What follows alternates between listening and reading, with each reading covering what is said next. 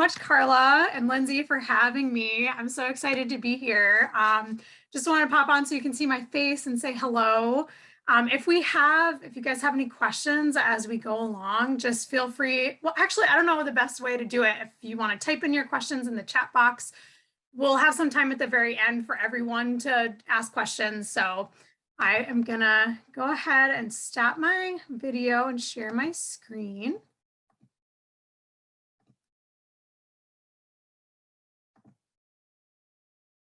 All right, so hopefully everybody can see this. All righty, so crop planning 101. Crop planning is so important on our farm, and I'm really excited to share with you all the stuff that we do. Before we dive into it, I just want to get started with giving you a little bit of information about my background and what we do on our farm, just to make it a little bit more relatable, maybe to you and your situation. So I own Trademarks Flower Farm, and we're located in Clifton Springs, New York, which is situated kind of in the Finger Lakes region. Really beautiful. We're zone 6A. And a little bit more about us is I started growing flowers around 2016. So I moved to New York to be with my husband back in 2015, and we purchased an abandoned farm, which was a little bit of a crazy idea. And I had actually been working in vegetable farming on like small organic market garden style vegetable farms, and for some agricultural government agencies up until this time. So I actually tried to start a vegetable farm here in New York and failed miserably, not because I couldn't grow flowers, but because I just couldn't find my niche in this market up here. There's a lot of vegetable farmers. It's kind of a flooded market. And so somewhere along the way, I thought I'd try flowers, and then I completely fell in love with it and decided to jump in with 2 feet. So currently I grow roughly, it's actually just over 1 acre of cut flowers very intensively right now. So you can fit a ton of flowers in 1 acre. Like so many flowers, it's amazing. And we have a lot of different sales outlets, but currently we're really focusing on our CSA. So we do flower subscriptions. We sell wholesale to florists, and we go to a farmer's market. Up until this year, we also did weddings, but we actually decided to stop doing them this year. I'm pregnant and expecting my first child, and decided that I needed to cut something out this next coming year. So we're moving away from doing that. But I have 1 full-time employee and then several part-time employees, and they're all seasonal. So they do help me out a little bit over the winter, but it's pretty minimal. But our growing season is from about mid-April, like early to mid-April, depending on the year, through about Thanksgiving, again, depending on the year when the frost comes. But we really specialize in early spring flowers, mainly ranunculus. And in order for us to be able to do that, we have a lot of infrastructure on our farm. So we have 1 heated propagation house where we start all of our seeds and do any, dahlia cuttings, propagation, anything like that. 4 unheated hoop houses, and 2 of them are large 30 by 96 hoops, and 2 are smaller caterpillar style tunnels, which are about 17 feet wide by 96 feet long. And we actually have 2 more large 30 by 96 hoop houses under construction right now on our farm, which will hopefully be done by springtime, but we'll see what happens. We also have tool shed and equipment barn, and a brand new flower processing and design studio barn that we aren't even finished with yet. We're just kind of in the process of getting that finished. So I'm sharing this with you guys because when we bought our farm, we literally had nothing. It was completely overgrown. Like the soil was terrible. It was basically like an overgrown fallow field. And we had to bring that all back to life and build all this infrastructure over the past, however many, 6, 7 years. So we've just kind of been building a little bit at a time. And if we can do it, anybody can do it. So this is my full-time job up until, oh geez, I think it was 2020. I worked full-time for the government. I worked for USDA and started my flower farm on the side and just kind of built up my flower farm to a point where I could quit that job and farm full-time. So that's how I kind of made the jump from having like a little hobby side hustle to doing this full-time. I get a lot of questions about that, so I just thought I'd throw that in there. But here's me and my hubby, Matt, and one of our dogs, Maisie, in one of our hoop houses with some ranunculus from earlier this spring that we ended up not really harvesting a whole bunch of. So what not to do when you have a flower farm. But me and my husband, you know, he helps me a lot, and I'm really fortunate to have him do all kinds of things around the farm with building stuff and all that. What to expect from me in the next, I don't think I'll go for a whole couple of hours, we'll see, but we're going to be talking about everything involved in crop planning. So when you have an acre of flowers and you have a season that runs from April to November, a crop plan is absolutely essential. And I would say for anybody who's just beginning, it's a really great thing to just start practicing at if you're planning on building your farm and growing it. So we're going to be talking about what a crop plan is, what it entails, the basic planning process. We're going to talk about initial planting dates, all kinds of different considerations when you're planning out your farm, cool season versus warm season flowers, succession sowing, and then some additional resources to help you with planning. So I'm going to be showing you examples of my spreadsheets and planning tools and everything like that. So what exactly is a crop plan? It is a process for figuring out what crops you will grow, when you're going to plant them, in what quantities, where you plant them, basically anything that has to do with growing product and selling it on your farm. So your crop plan is essentially a business plan for every season. Beginning crop plans, if you're just starting out flower farming, they can be really basic and simple. But as your farm and your business evolves, your crop plan will as well. So I do pretty advanced crop planning, which I'm going to share that with you today. It includes a lot more mathematical detail. And a lot of the information that I include in my crop plan, 7 years or so into farming, is stuff that I didn't include at first because I just didn't know. I didn't know how to make accurate projections. I just made best guesses. So. But advanced crop plans should include your financials, any financial goals, sales projections, and detailed production plans. And I'm going to go over all that stuff with you today. Like Lindsay said, it's pretty essential if you want a profitable farm. And she was right on with record keeping. Remind me at the end, and I'll touch on that. I didn't really include it in my presentation, but I just want to reiterate what she said about keeping records and how important that is for a successful crop plan. Simply choosing what flowers you want to grow and deciding when to start the seeds is really not a solid plan to achieve your goals. Doing this crop planning process will force you to get clear on how much money you want to make from what, and a concrete plan and how to make it happen. That old saying, if you fail to plan, you are planning to fail, is very, very true here in farming. On a farm, it is pretty rare that anything goes exactly according to plan because so much is out of our control between the weather, basically the weather. We, as farmers, we're always complaining and talking about the weather, but having this foundation is just so essential. I don't know how I could have ever possibly have made or built a successful farm without it. So you're going to be setting your objectives and goals and making projections for the season ahead, figuring out how much you're going to be growing, planning exactly how, when, and where to plant everything, and then take notes during the season and use that information to plan for the following season. Like Lindsay said, it gets easier the longer you've been doing it and the more established your business becomes. So the first time you do this, it might be a little overwhelming, but don't panic. You can make it through it and it'll really benefit you. So here's a pretty picture of some ranunculus because this is a pretty information heavy subject. It like can be, I don't want to say boring because I get really excited about it, but can be kind of boring. So I tried to put in some pretty pictures just to make it a little bit more exciting. So here are some of our ranunculus that we grow.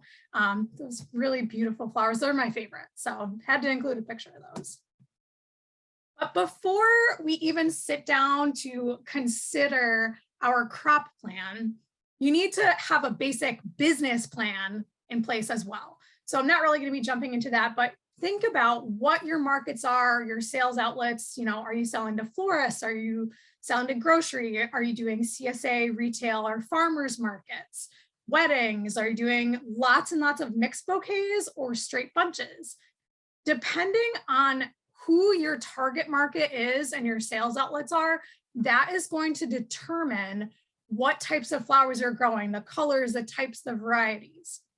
So for example, if you are going to be a farmer florist and you're going to do weddings, events, sell maybe your extra flowers to some florists, you're going to want to try to plant a lot of whites, neutrals, blushes, all those trendy wedding colors that are never going to change. I mean, certainly we get some color variations here and there, but overwhelmingly the colors that crowd wants are pretty neutral colors. Whereas if you're selling retail at a farmer's market or through your CSA, they really prefer bright, showy colors, something really vibrant, lots of like oranges and pinks and bright pops of color. And if you're doing both of those, if you're selling, doing weddings and you're doing retail, that's going to mean that you are going to need a lot of different colors and variety to fulfill all of those markets.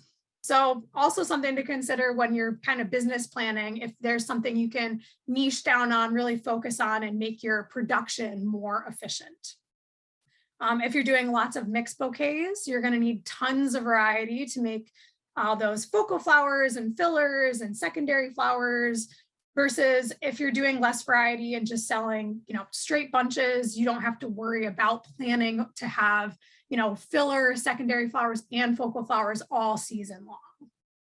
So as we get into the crop planning part of this, I just wanted to go over how I actually plan everything, and it's by the week number. So this can sometimes be confusing for people, but it's quite common, especially if you're ordering like plugs or something like that.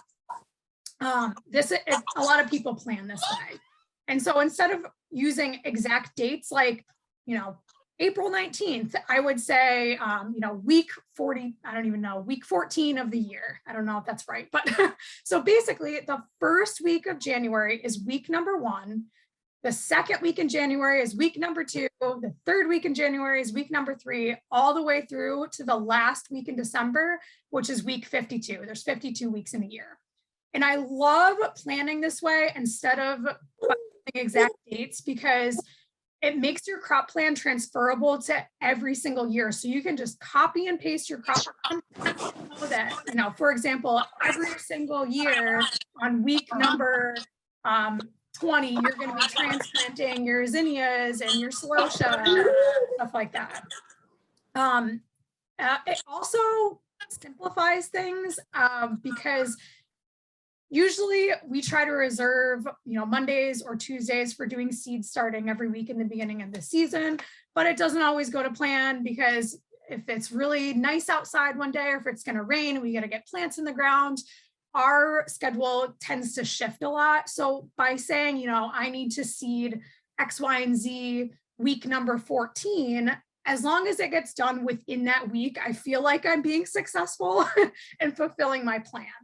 Plus, days to maturity and things like that are never exact. It all depends on the weather. So for me, using week numbers instead of exact dates is sort of like good enough, and keeps me on track better and helps me to plan from season to season.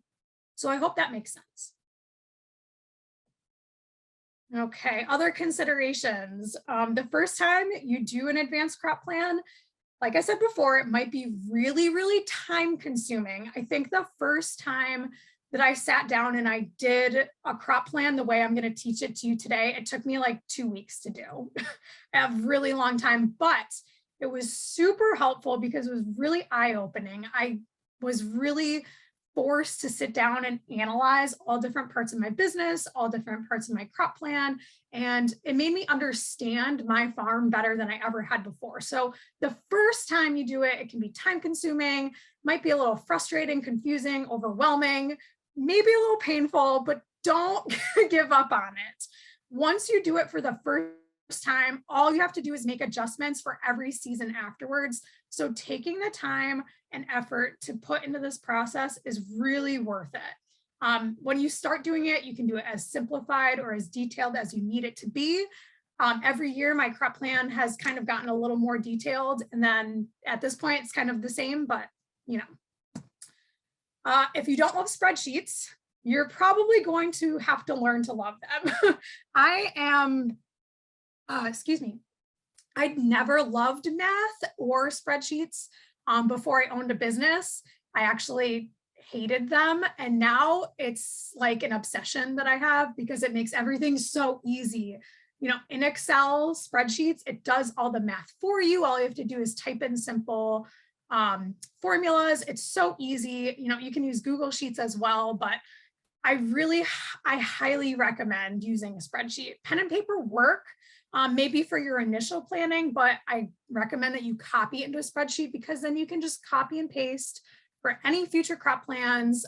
Like I said, make it do the math for you. I suck at math. Not a great quality for a business owner, but it is what it is. So I always prefer, you know, Excel to do the math for me. So now we're actually going to jump into the crop planning process. So here is me planting out some zinnias in our little annual fields earlier this year. You can see that we have all of our rows are all standardized the same, and they're all planted the same distance apart, and we plant in landscape fabric in our annual summer fields. Makes things really, really easy, nice and clean, weed-free, but that's a little glimpse of our farm. You see Maisie in the back, my doggie. Here is an overview of the process. You can see my little money picture there that I stole from the internet. It's, I don't know, I put a link below where I got it from, but who doesn't like money? And we all need it to survive. We should be striving to make profitable businesses and to make profit for ourselves and our business if we want it to last for as long as possible, have a sustainable business. The fact of the matter is we need to make money. You know, I'm not a money hungry person or anything, but in order to be successful, you have to have a profitable farm, which is why step number 1 is our financial goals. So in that step, we are going to determine how much money we want to pay ourselves, how much we need to make for the year, and also budget for our expenses. And step number 2, we're going to go over our sales projections, which if you're just starting out, this step is going to be more of a total guess than anything else. And this is why record keeping is really important. After your first year or two, you know, selling flowers, you'll have a record of what you're able to sell, how much money you're bringing in, and you'll be able to better predict where you can go from there. So step number 3, we'll make a production plan and field map where we're going to map out exactly where all of our flowers are going to be planted out in our field. And step number 4 is our greenhouse plan. So in step number 4, the greenhouse plan, I think, is what, if you've never done an advanced crop plan before, this is probably the piece that you have done. So just figuring out, you know, when you're going to start your seeds and when you're going to plant them. And in reality, it's a very big piece of a crop plan, but it's only a piece of it. All these other parts, your financial goals, sales projections, and your production plan is really important also. So we're going to be going over the basic overview today. I'm going to be showing you lots of examples, but I get really, really detailed into like all the nitty gritty steps and answering a lot of different questions. In my blog, I have a whole series on advanced crop planning. So my website is www.trademarksflowers.com. You could head there, you know, after the presentation if you want, take a look at that. It's completely free. So If you guys have questions, you can always refer to that as well. I'm just going to take a quick sip of water because I'm not used to talking. I've been working by myself solo pretty much for the past month. So talking a lot, I'm afraid I'm going to lose my voice. So just bear with me for 1 second.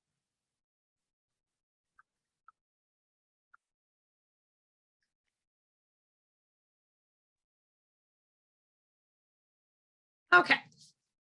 So step 1, we're going to go over our financial goals for the season. Really important.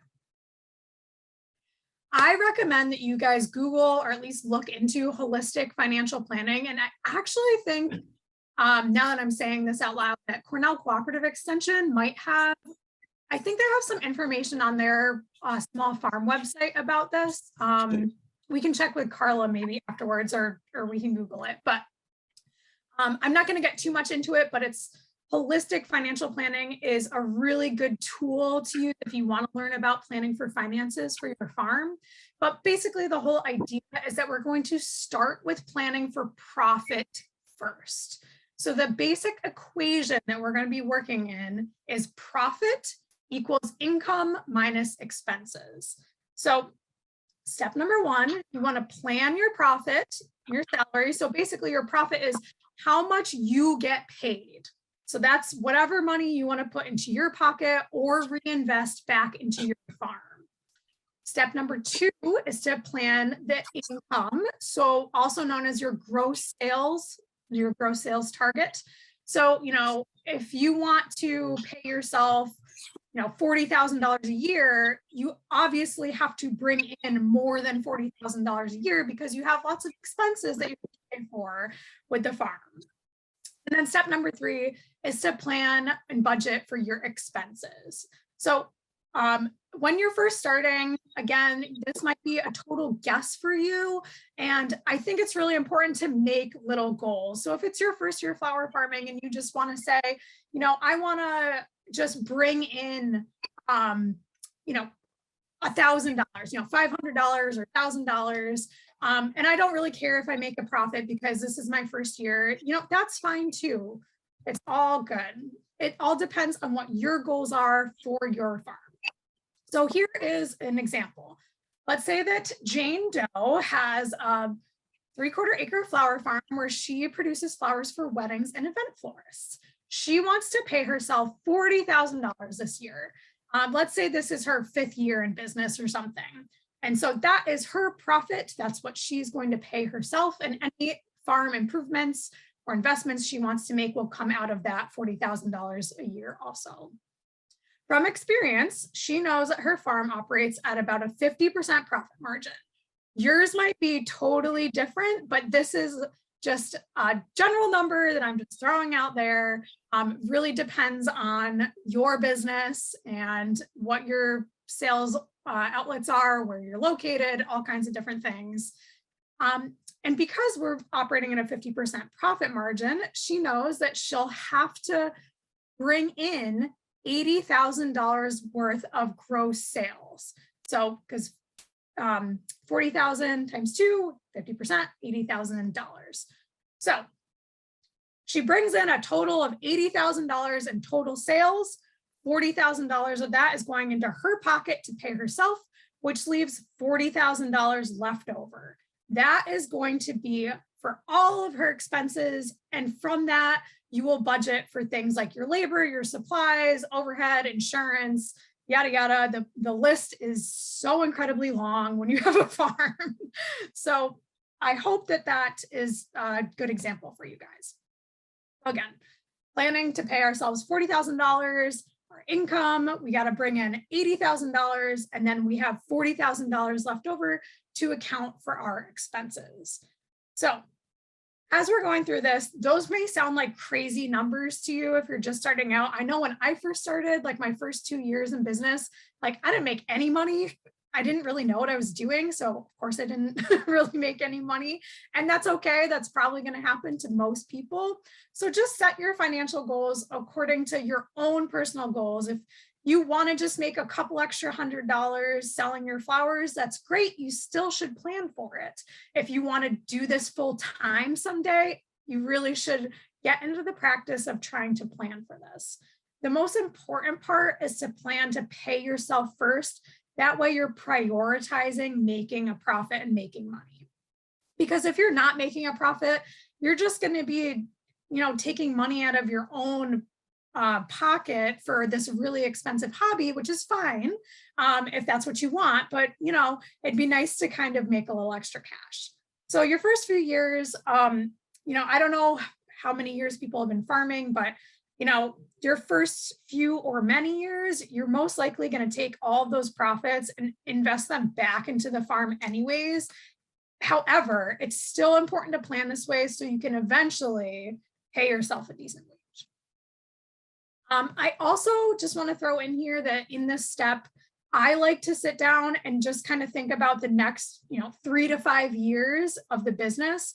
Think about how much I want to make this year, but also, 3 to 5 years down the road. I like to think about those projections and how I can reach those long-term goals. So this is just not really a formal part of my crop planning process, but I do like to sit down and think about it, and I recommend that other people do as well. All right, so moving on to step number 2, we're going to be talking about our sales projections.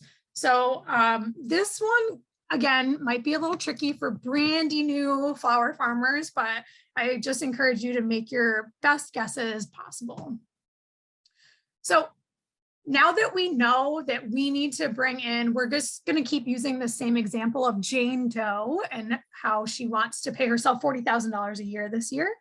And she knows she has to bring in $80,000. So in order to meet that goal, you have to have a plan to get there. You can't just, say, oh, I'm going to grow, 3 beds of sunflowers, 3 beds of zinnias, and 2 beds of snapdragons, and hopefully I will sell enough to make $80,000. No, that's not the way to do it. I'm sorry.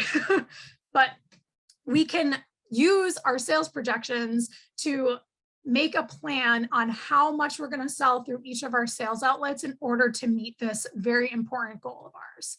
So you're going to start by listing all of your sales outlets and what you plan or what you hope to make from each of them.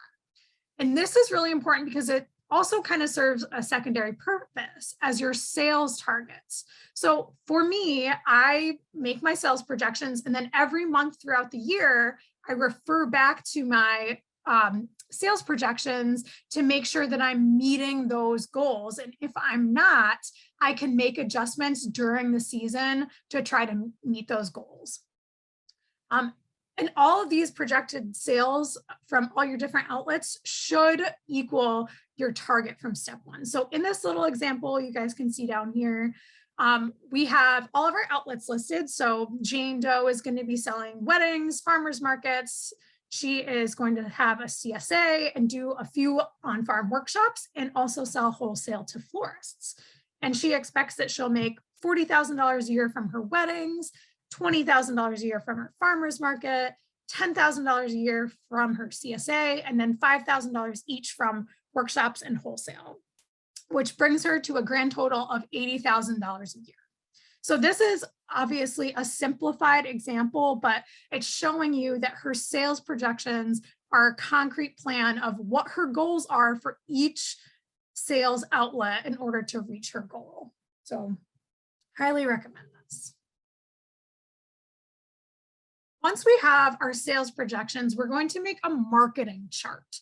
And this was a brand new concept to me when I stumbled across this crop planning process years ago in a book that I'm going to share with you guys at the very end of this slideshow. So if you're interested in buying it, you can get it as well. And this was kind of a really foreign concept to me, but it has been really, really helpful, although it is very, very detailed. So if this part seems overwhelming for you, feel free to simplify this as much as you need to, because it is very in-depth and it is very detailed. So when you're first starting out, you probably don't have to write down each and every crop for each and every sales outlet. You can maybe do like one overall. But as you get deeper into your business with more responsibilities and everything, this is really, really handy. So what we're going to do is we're going to make a chart for each one of our sales outlets, and we're going to list every single crop we're planning to grow and estimate how many bunches or how many stems, whichever you prefer, you think you can sell through that outlet. When you're doing this, use your past records to make appropriate projections. And this is why record keeping is so important. I keep a record of all of our sales by week, by outlet, and by crop. So I know exactly how many bunches of dahlias I'm selling, how much revenue I'm making from dahlias, and from every other crop that we sell. So I highly recommend keeping good records. If you don't know, just kind of make educated guesses and then keep records this coming year as best as you can. It's so helpful. And this is really important. So you make sure that you're hitting your sales targets from this past step. You want to know that you're producing enough flowers so you can actually make the kind of money you want to make, but also so you don't overproduce. I think that this is a huge problem that a lot of beginning flower farmers have. I certainly did it at first as well. I grew like everything, which I don't recommend. My first few years, I just grew every kind of flower because I was so excited about it. It is very exciting.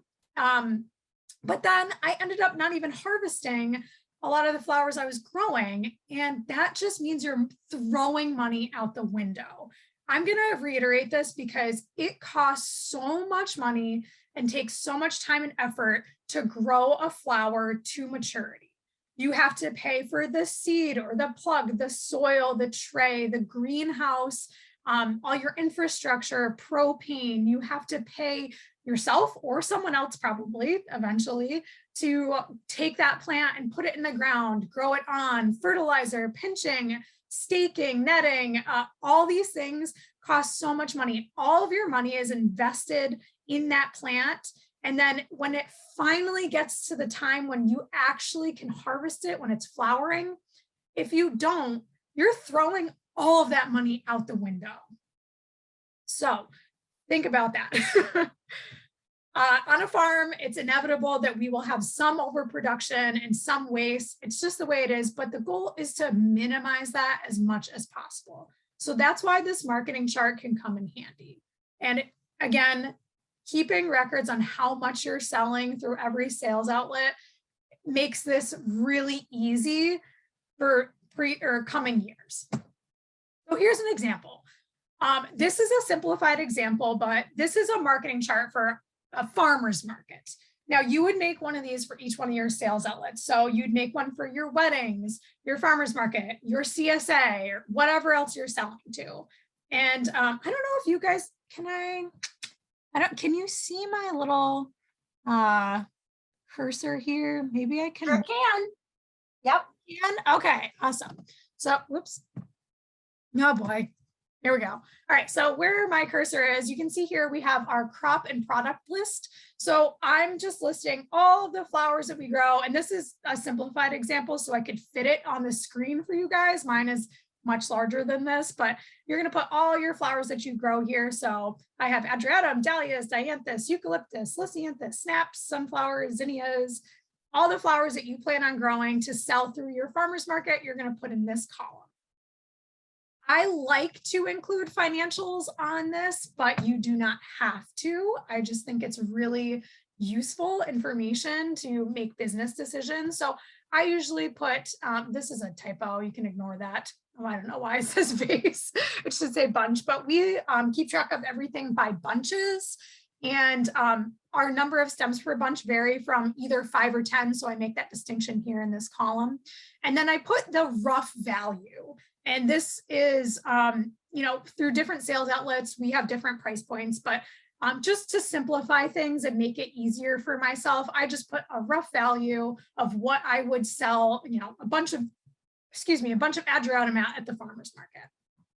So then I list all of the weeks in the year, and this is just a small snapshot of week 31 through 35, but we start selling usually around week like 14 on our farm. And so I would start with week 14, then 15, 16, all the way through to week, I think it's like 46 or something that we usually end at.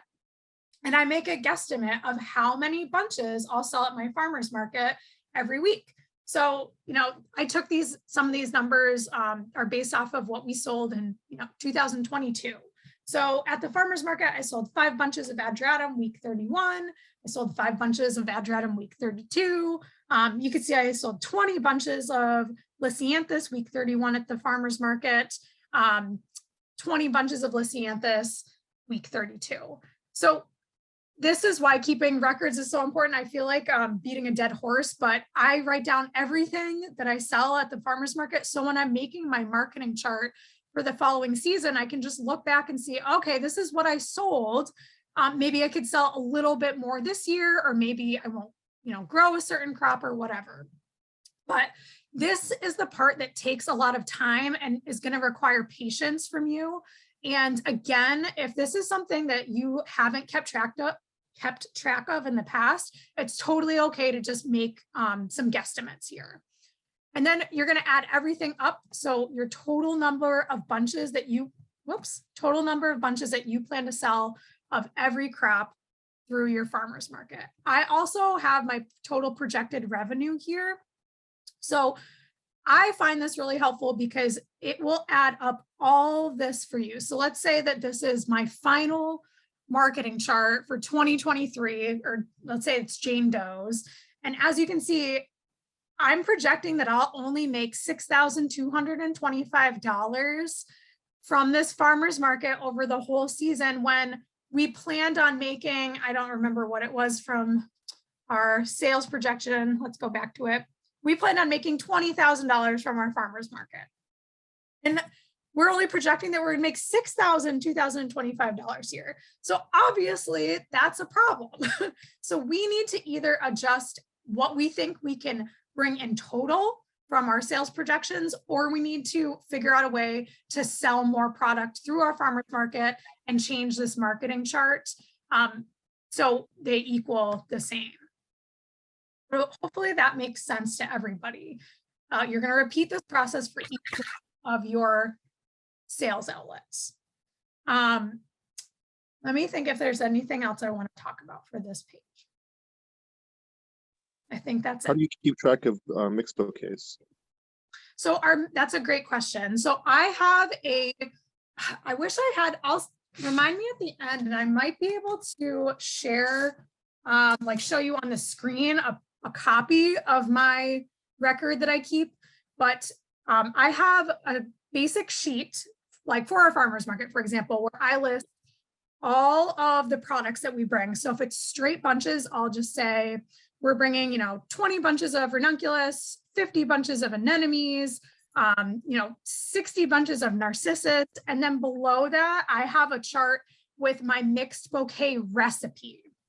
So if I'm making a mixed bouquet that week, and we always make them exactly the same every single week, and I put 3 ranunculus in, 5 anemones, 6 viburnum, 3 narcissus in that mixed bouquet recipe, I write down the recipe in my chart, and then I write down how many bouquets I sold.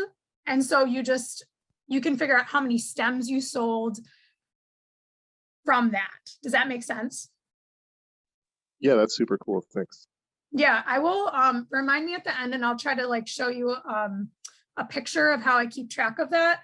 So that's how I keep track of how many stems or how many bunches I sell, even though it's in a mixed bouquet. So you could possibly do, instead of doing it by crop, you could also put in mixed bouquets as its own separate product. Like you could have Adratum, Dahlias, Dianthus, mixed bouquets, Eucalyptus, Lisianthus.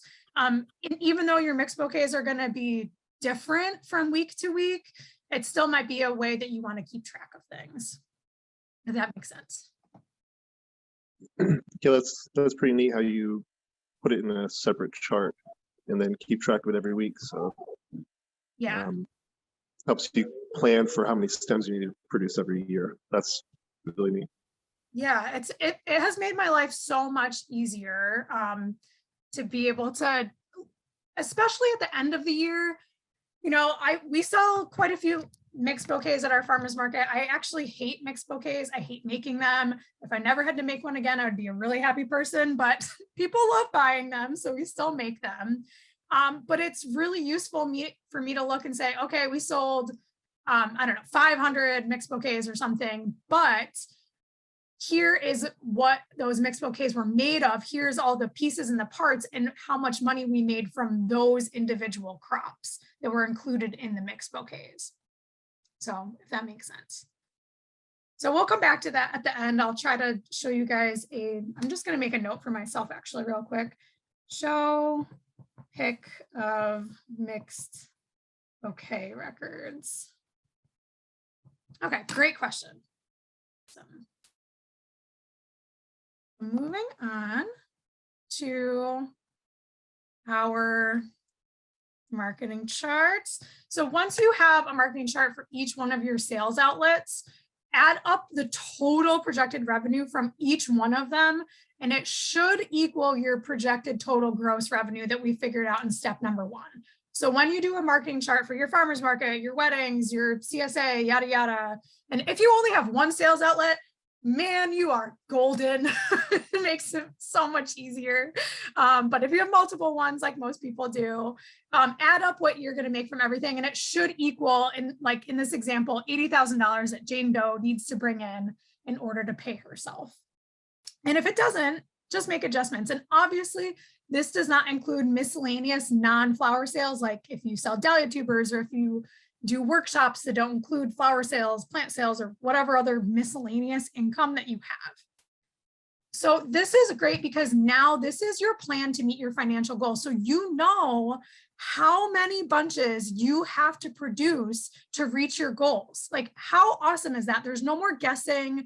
There's no more just like random throwing seeds in the ground, hoping that you're going to reach your goals. You literally have a concrete plan to meet your goal now. So I love doing this every year. It's kind of cool because I feel like I'm going to sound like a little crazy saying this, but it's almost like I'm telling the future. And every time I've done this, it's always come true and we've always exceeded our sales goals. Every single year we've exceeded our sales goals. And I really believe it's due to me taking the time and sitting down and really thinking about this and doing all the work within the marketing charts, my sales projections and everything else. So really awesome. So if this seems overwhelming, don't panic. Just think about the pretty ranunculus and how awesome it is. The scary part about having a flower farm business is that farming business is farming business. So this is all a part of owning a successful business. If you want to be an entrepreneur, a business owner, this is just something that you have to do and you will learn to like it. At first, I found it really overwhelming and just kind of like scary, like, oh my God, I don't know how much money I can make. I don't know how much I can sell. But then as you keep going year after year, it really does get easier. And I get really excited to sit down and do my crop plan every year because I feel like I'm looking at like a world of possibilities. Like, what do you think I could sell this year? Like how many dahlias do you think I can sell? And, it gets really exciting for you as a business owner as you keep developing your business and moving on. So, like I said, if it seems confusing or overwhelming, don't panic. I know we're just going through the slides right now, but when you're at home later, when you're sitting down to do your crop plan, just take your time, do it one step at a time. Don't try to do it all at once, do a little bit at a time, and you can simplify it as much as possible and dive deeper the next season or the season after that. It really does get easier. And I do want to just throw in the caveat here that this is all sort of pretend. It's sort of make-believe. You're making projections here. It's not set in stone. Anything could happen, but having this plan and goals is just so helpful during the actual season. So now that we have steps 1 and 2 underway, we did our financials, then we did our sales projections and our marketing charts. We're going to move on to our production plan. Production plan is basically telling us what we're going to be producing on the whole farm for the year. So because you have all of your marketing charts and you've projected the total number of bunches or stems, whichever you prefer, for each crop, just add them all up. So take the total, for example, take the number of bunches of adratum you're going to sell through your farmer's market, your CSA, and your weddings, add it up from all of those. And now you know how much total adratum you need to produce over the course of this season. That may seem like a little overwhelming to go that deep into detail, but this is actually one of the most important parts of a crop plan, is knowing exactly how much you need to produce. So you do need to kind of use your experience, past records, research to know yields in order to have an accurate production plan. So if that's something that is really foreign to you, don't worry about it. You guys can make educated guesses here, but we're going to calculate how many bed feet, how many plants, how many seeds, of everything you'll need. So we're going to dive into how to calculate all of that stuff. And some of it is kind of boring math, but it's really important math that you need to do. I'm going to call it flower math. And we're going to use Excel here to make easy calculations like everything else, and assign individual crops a percent safety factor for potential losses. So I'll get into that as we're doing our production plan. And just a side note, this whole entire crop plan I put into one single Excel workbook with different sheets for each one of these steps. So for example, I'll have like crop planning 2023 in a whole Excel workbook, and sheet number 1 will be step number 1. Sheet number 2 will be step number 2, and I will have multiple sheets for my marketing charts, one for each of my sales outlets, and then I'll have a sheet for the production plan. And you can set up your Excel spreadsheets for it to just do all the math for you over all of the different sheets, and then you can just use that every single year. All right, so before we dive really deep into our production plan, again, the first step is to add the total number of bunches together for each crop from your marketing charts, so you know exactly how much you need to produce for every crop. So you now know how many bunches of adratum, dahlias, lisianthus, ranunculus, yada, yada, that you need to produce to hit your sales goals. But now we're going to start figuring out where things are going to be planted, how much space we need to allocate in order to reach those sales goals. And this is a really important thing that you need to know, is how to calculate the number of plants per bed. So here is that picture again of me planting out in our summer annual field. And I just want to reiterate that all of our beds are standard size. So they're all 30 inches wide by 100 feet long. And I understand that a lot of farms don't have that luxury, that you're kind of fitting things into weird spaces and your beds might be all different shapes and sizes. But I highly discourage you from doing that if you can. If at all possible, try to make everything a standard size. It makes planning so much easier. All right. So because we have all standardized sizing and on our farm, it makes this process really easy. But we're going to go over this example of zinnias. So all of the zinnias on our farm are planted at 9 inches. And we plant them in a grid pattern. So back to this picture, they're planted in rows here. They're not staggered. I know some people do staggered plantings, but we just plant ours sort of in a grid pattern. All of our beds are 30 inches wide and 100 feet long. So to figure out how many rows across the bed, you simply take your 30-inch wide bed and divide it by your 9-inch spacing. And that'll give you this 3.33 rows across the bed. Why does it keep doing that? Yep. Here we go. So, sorry, I don't know why that keeps happening. Stay there, please. Anyways, so you obviously can't plant 0.33 of a row, so just round down to 3. So you're going to put 3 rows across the bed, and now we need to know how many we can fit lengthwise on the bed. We have 100-foot long beds. We just have to convert that to inches first. So there's 12 inches in a foot. So we have a 1,200-inch bed. 1,200 inches divided by your 9-inch spacing means that you can fit 133 rows down the bed. So going back to this picture here, you can see that we have 3 across. And then if you were to count this, it'd be 133 all the way down the bed. So to figure out how many plants we can fit per bed at a 9-inch spacing, all we do is multiply 3 rows across by 133 rows down. That comes out to 399 plants per bed. I just round up to 400 for easy calculations. And I know that I can fit 400 zinnia plants in any one of my beds. I also know from doing this math that at a 6-inch spacing, I can fit about 1,000 plants per bed. And so whatever spacing you use, just use this formula here to figure out how many plants you can fit per bed. So sorry if you guys already knew how to do that, but I thought it was just an important calculation to fit in there. All right, so here is an example of my production plan. So we have, again, a product list or a list of all of our crops. We have our little unit and financials in here, which again, this is optional. You don't have to include that.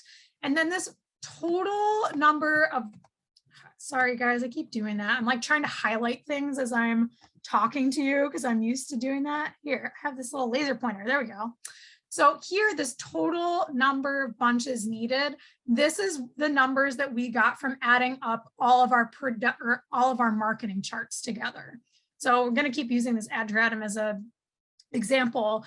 So between our marketing chart for our farmers market, for our CSA, our weddings, and everything else, we added all those up together, and we know we're going to need to produce a total of 70 bunches of Adratum over the whole season here.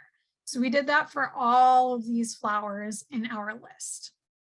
Now this is a number that you're going to have to punch into your chart yourself, your yield per every 100-foot bed.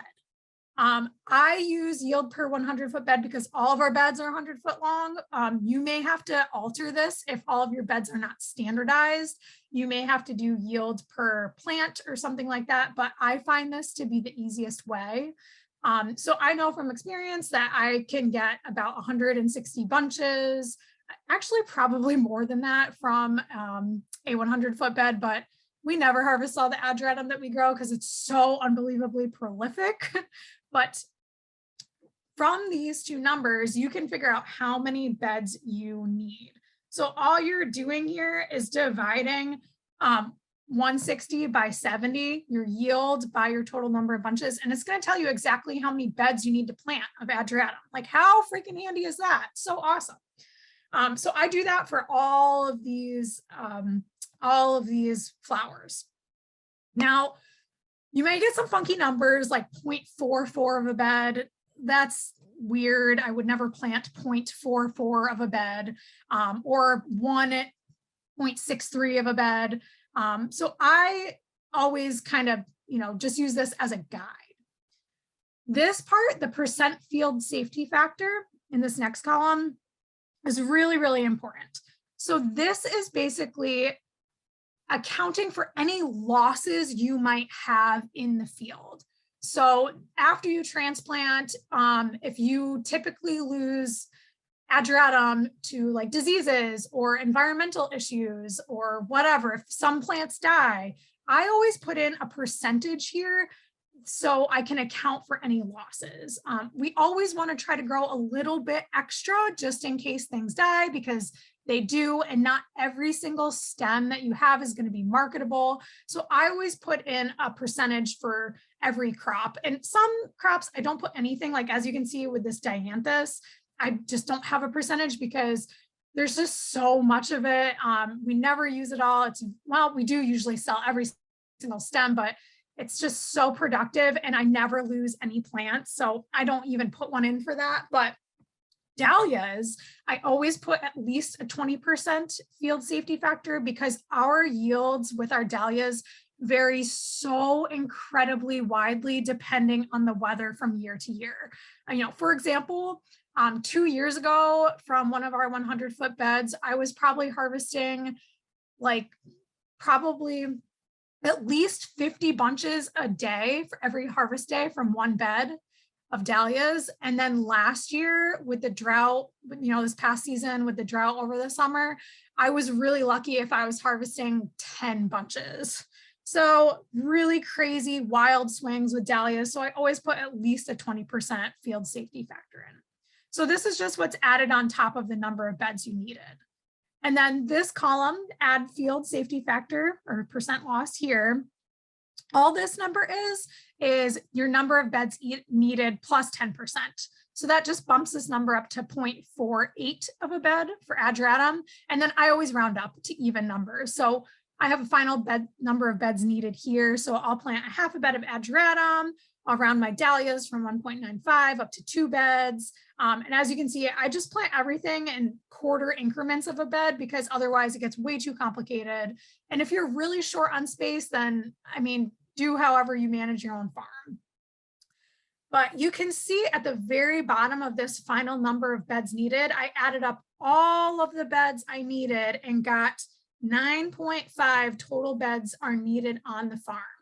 So this number is quite important because if you only have 6 beds available to plant in, well, you better prepare some more space or change your plan.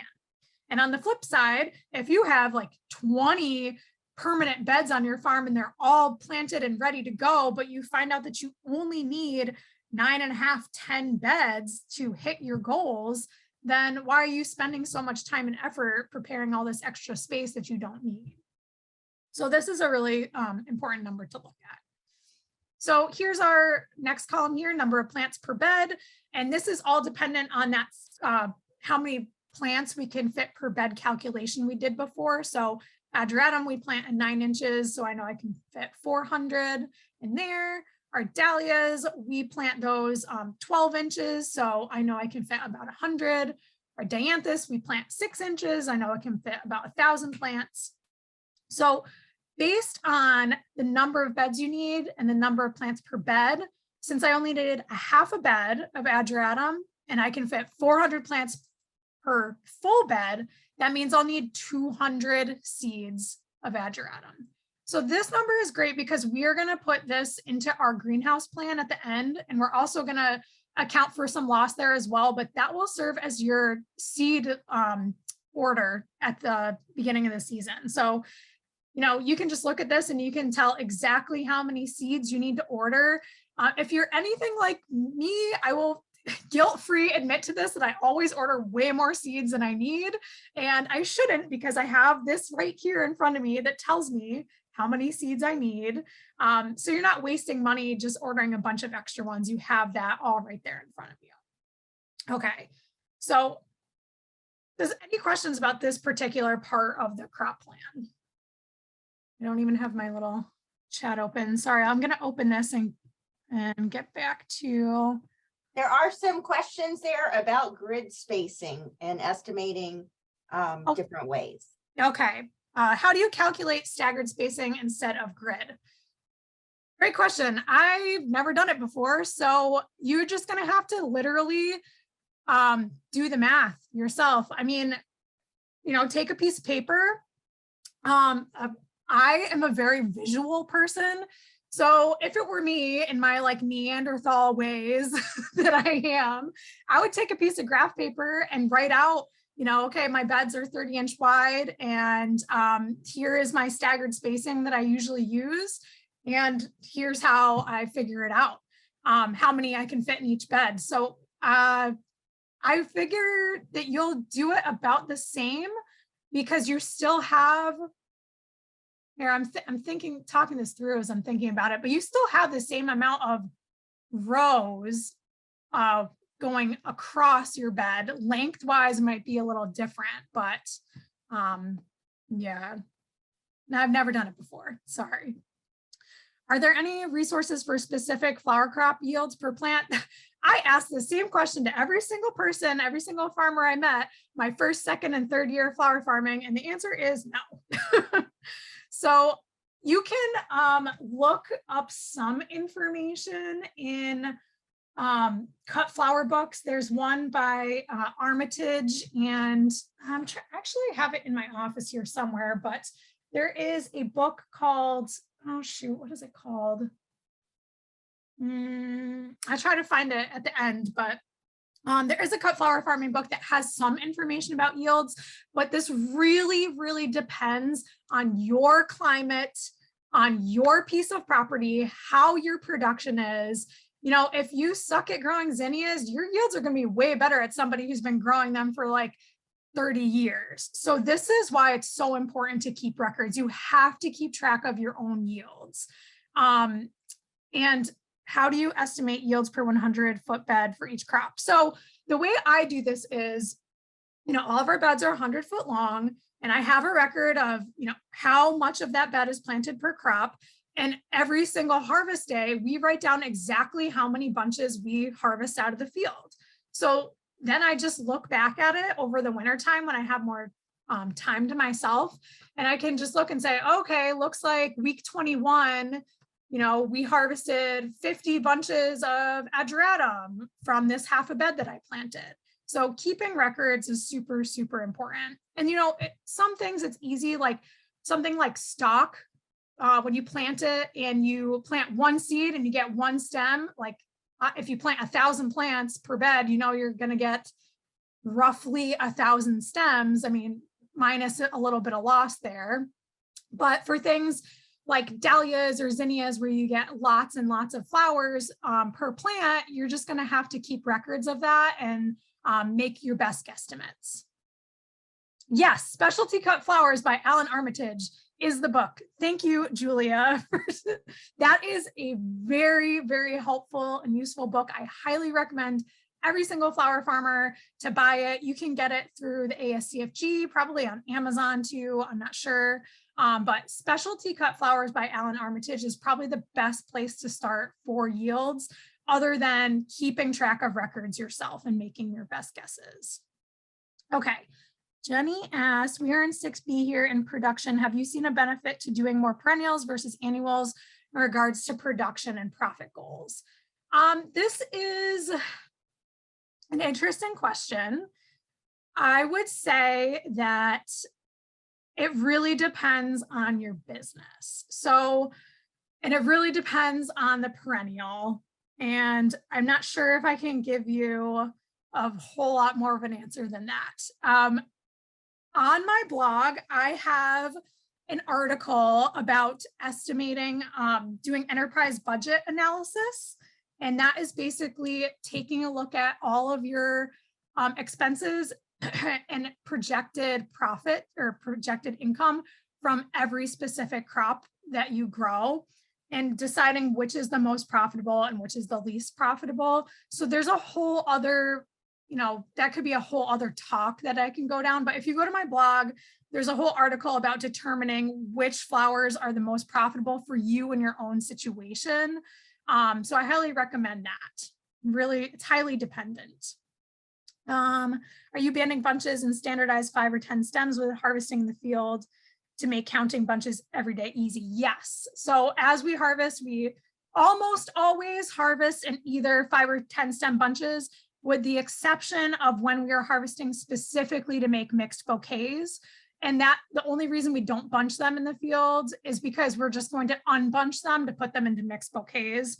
So when we're harvesting for mixed bouquets, we just count the stems, but then I will just tabulate that into bunches when I put it in a spreadsheet. So, you know, if we harvest 100 stems of ageratum to put in a mixed bouquet, in my little spreadsheet here, I would just put 10 bunches. So hopefully that makes sense. All right. Cool. All right, so I'm gonna move on and we can come back to questions as we get going.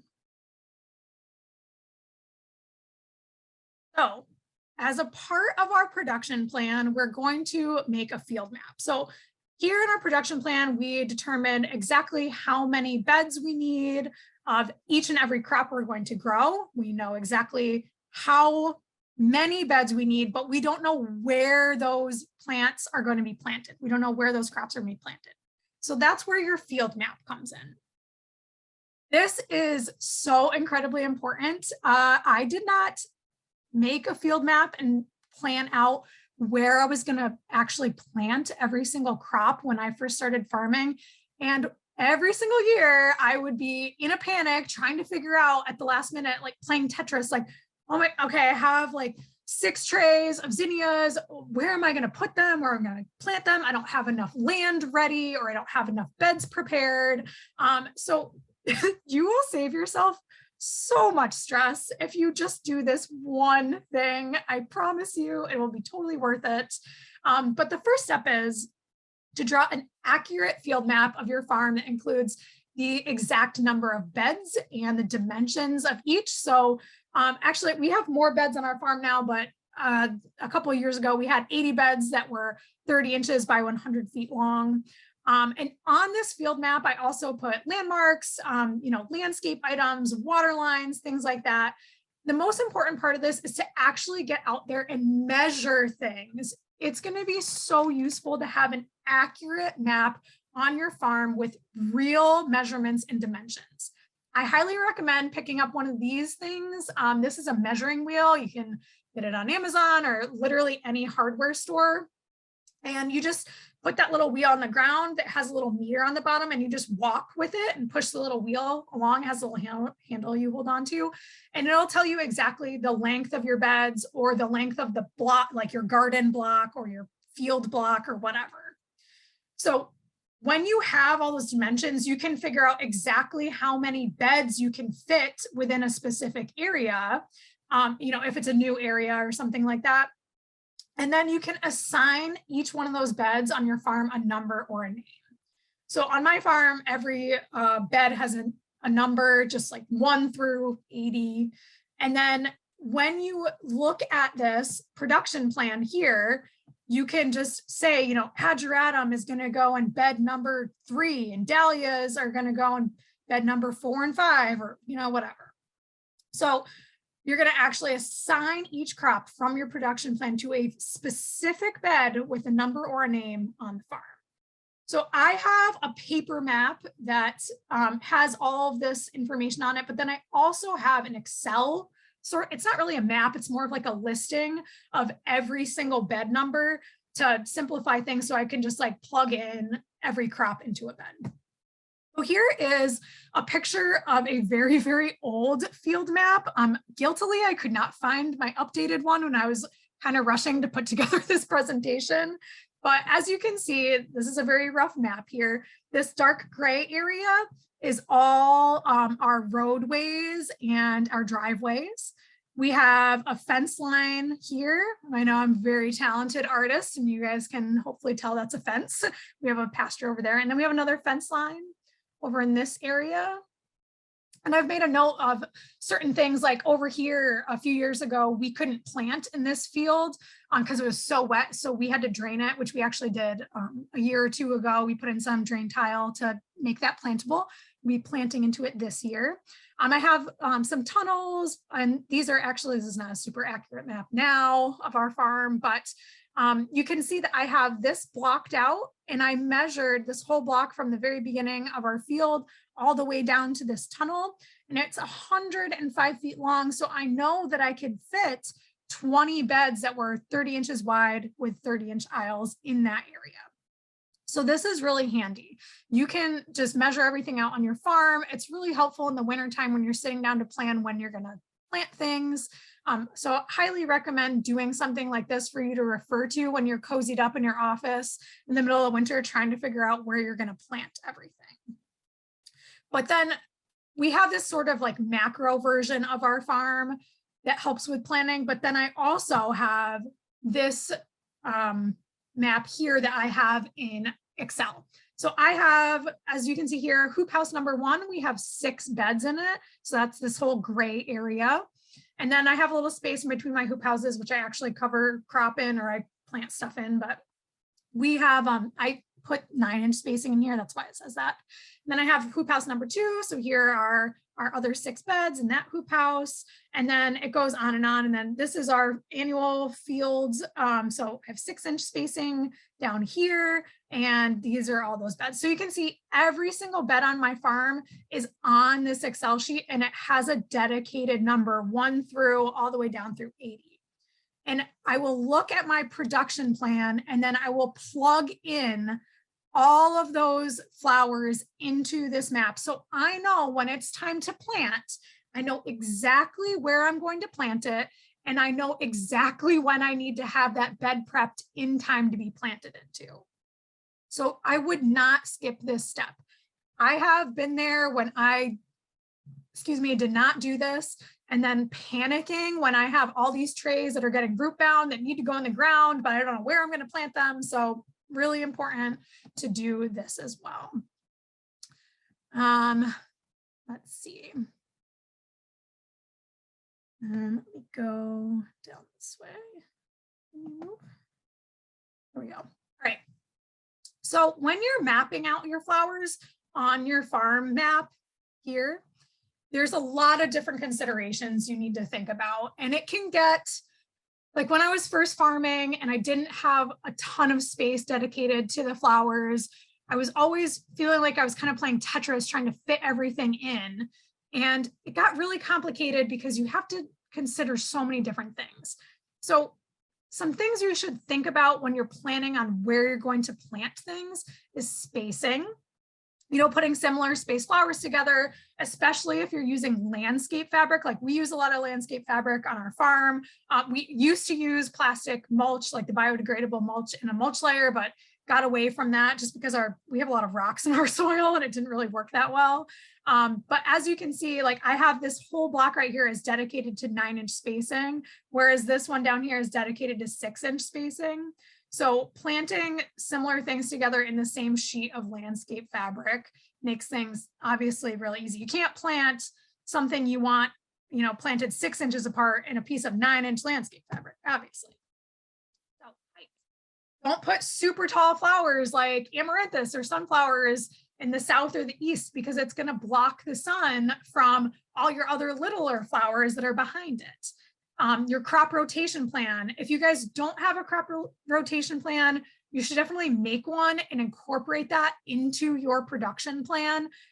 Basically, you don't want to be planting the same exact thing in the same place every year. You're just going to build up soil diseases and probably be very sorry at some point. So really important, if you are able to, keep changing where things are being planted every year.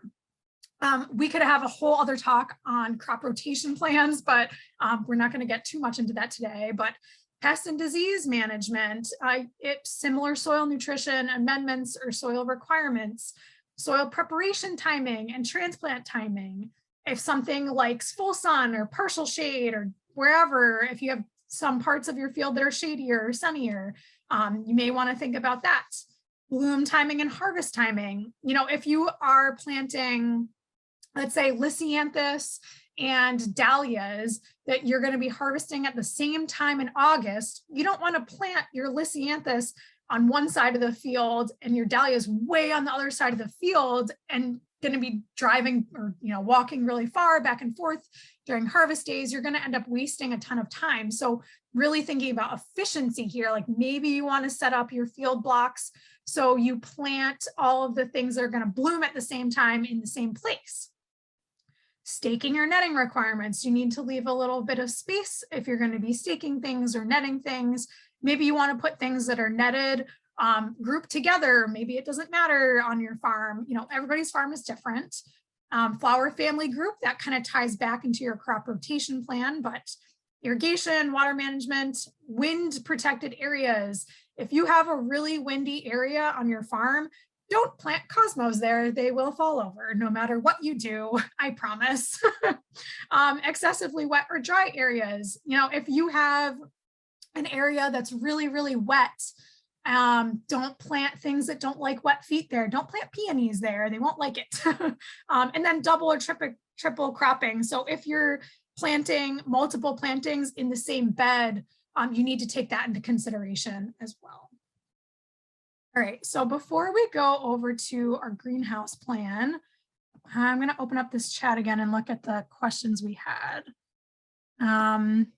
Are your beds and tunnels oriented east-west or north-south? Does it matter? Great question. It does matter depending on where you live. So if you live in the northern hemisphere, you want to put your tunnels so they are oriented. I always get this backwards, but you want the length, the biggest long edge of your hoop house to have the most southern exposure to it. So basically you want end to end to go east to west. And if you live in the southern hemisphere, you want it to be opposite of that. So I'm guessing most people here are probably in the northeast. So all of our beds and tunnels are oriented east-west. And the reason for that is because you have way more exposure on that southern wall or the southern side of your hoop house. In the wintertime, the sun is lowest and most in the south. So you're basically getting more sun exposure and it's adding more heat and light into your hoop house. So I don't think it's really like a make it or break it type of thing. You know, if the landscape on your farm doesn't allow for that orientation, it's fine. I think that your plants won't suffer a huge amount, but that is something to take into consideration. So if you guys are planning on putting up hoop houses, there's a book I can recommend to you. It's called I think it's called the Greenhouse and Hoop House Growers Handbook. And that was a really helpful book for me that I read before I started growing a lot in tunnels and hoop houses. Okay, so any other, what was the book called that contains a resource for making marketing charts? That is, I actually have it on my desk. Sorry for the noise. It's called Practical Skills Handbooks, Crop Planning for Organic Vegetable Growers. And I have a link to it at the end of this presentation. So I'll click on the link at the end of the presentation so you can see where you can buy it and what it looks like. All right, any other questions as far as this production plan goes? Okay, I will move on. Okay, so I don't know if anybody needs a break or anything. I think this would probably be a good point for like a 5-minute break. Perfect. Yeah, I was just going to say, I think we're at a really good stopping point for a little break. So this is the exciting part where we're going to talk about starting our seeds in the spring and how many seeds we're going to start and how many trays we need and all of that good stuff. So this is probably the part of the crop plan that makes my life the easiest during the growing season. So if you guys have farmed for any amount of time, you know how insanely busy the springtime is. I mean, at least for us, we do a lot of early spring sales, like for Mother's Day and stuff. So our biggest sales of the year are happening at the same time that we are doing all of our summer annual planting. So it gets absolutely insane. I work so many hours the month of May. It's crazy. My poor employees are always like exhausted because we are like harvesting and like bunching, and we have our CSA and we're harvesting and we're planting. It's just wild. But having my greenhouse plan makes everything so much easier because it's all written down in a simple, easy to follow plan for me. So I love this. Why isn't my thing moving? There we go. So basically, your greenhouse plan, this is the last step, by the way, so we're getting to the end, I promise. It's a lot to go over, but our greenhouse plan is a planting schedule that tells you exactly when to start your seeds, how many you're going to start, when you're going to transplant them, and when you can expect to have flowers. So like I said, taking the time to create this really helps save you loads of time, stress, and overwhelm during the busy season. And I know that everybody hates me probably for saying this over and over again, but the information that we're using really comes back to your record keeping. No one can really give you these magic numbers like days to maturity, days in the greenhouse. It really depends on your operation and how you do things. So I find it very useful to keep records of all this information. So for example, like days to maturity is something we've heard a lot of, but those numbers on the back of the seed packets are not excuse me, are not always accurate based on your unique growing conditions. So you have to keep records. So we're going to start our greenhouse plan by referring to our production plan. So we already figured out in our production plan how much of all of those crops we needed. So now we just need to figure out when to start our seeds and how many. So when we're looking at our production plan and our marketing charts, we see from our marketing charts our projected harvest dates, like when we're going to need zinnias by, for example. To calculate our seeding and transplant dates. So basically, we're going to look at our marketing chart. We're going to see that we need, zinnias starting the end of July. And then we're simply going to count backwards from that to see when we're going to start our seeds. You can also use your production plan to calculate how many trays of each crop you'll need to sow at a time, but we'll get into that in a second.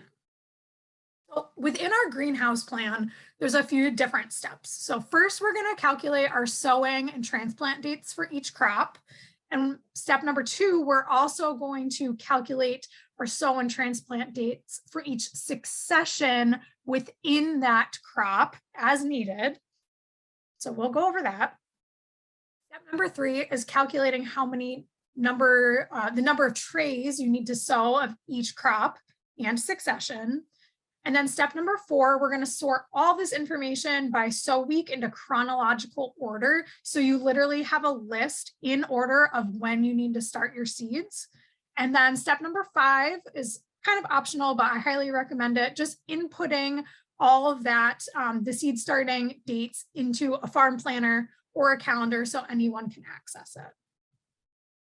So here are I tend to use abbreviations a lot, so I decided to just throw in this slide to go over some of them because they might be confusing in some of the spreadsheets, but DTM is days to maturity. So this is the number of days from when you transplant flower until it reaches maturity or the appropriate harvest stage.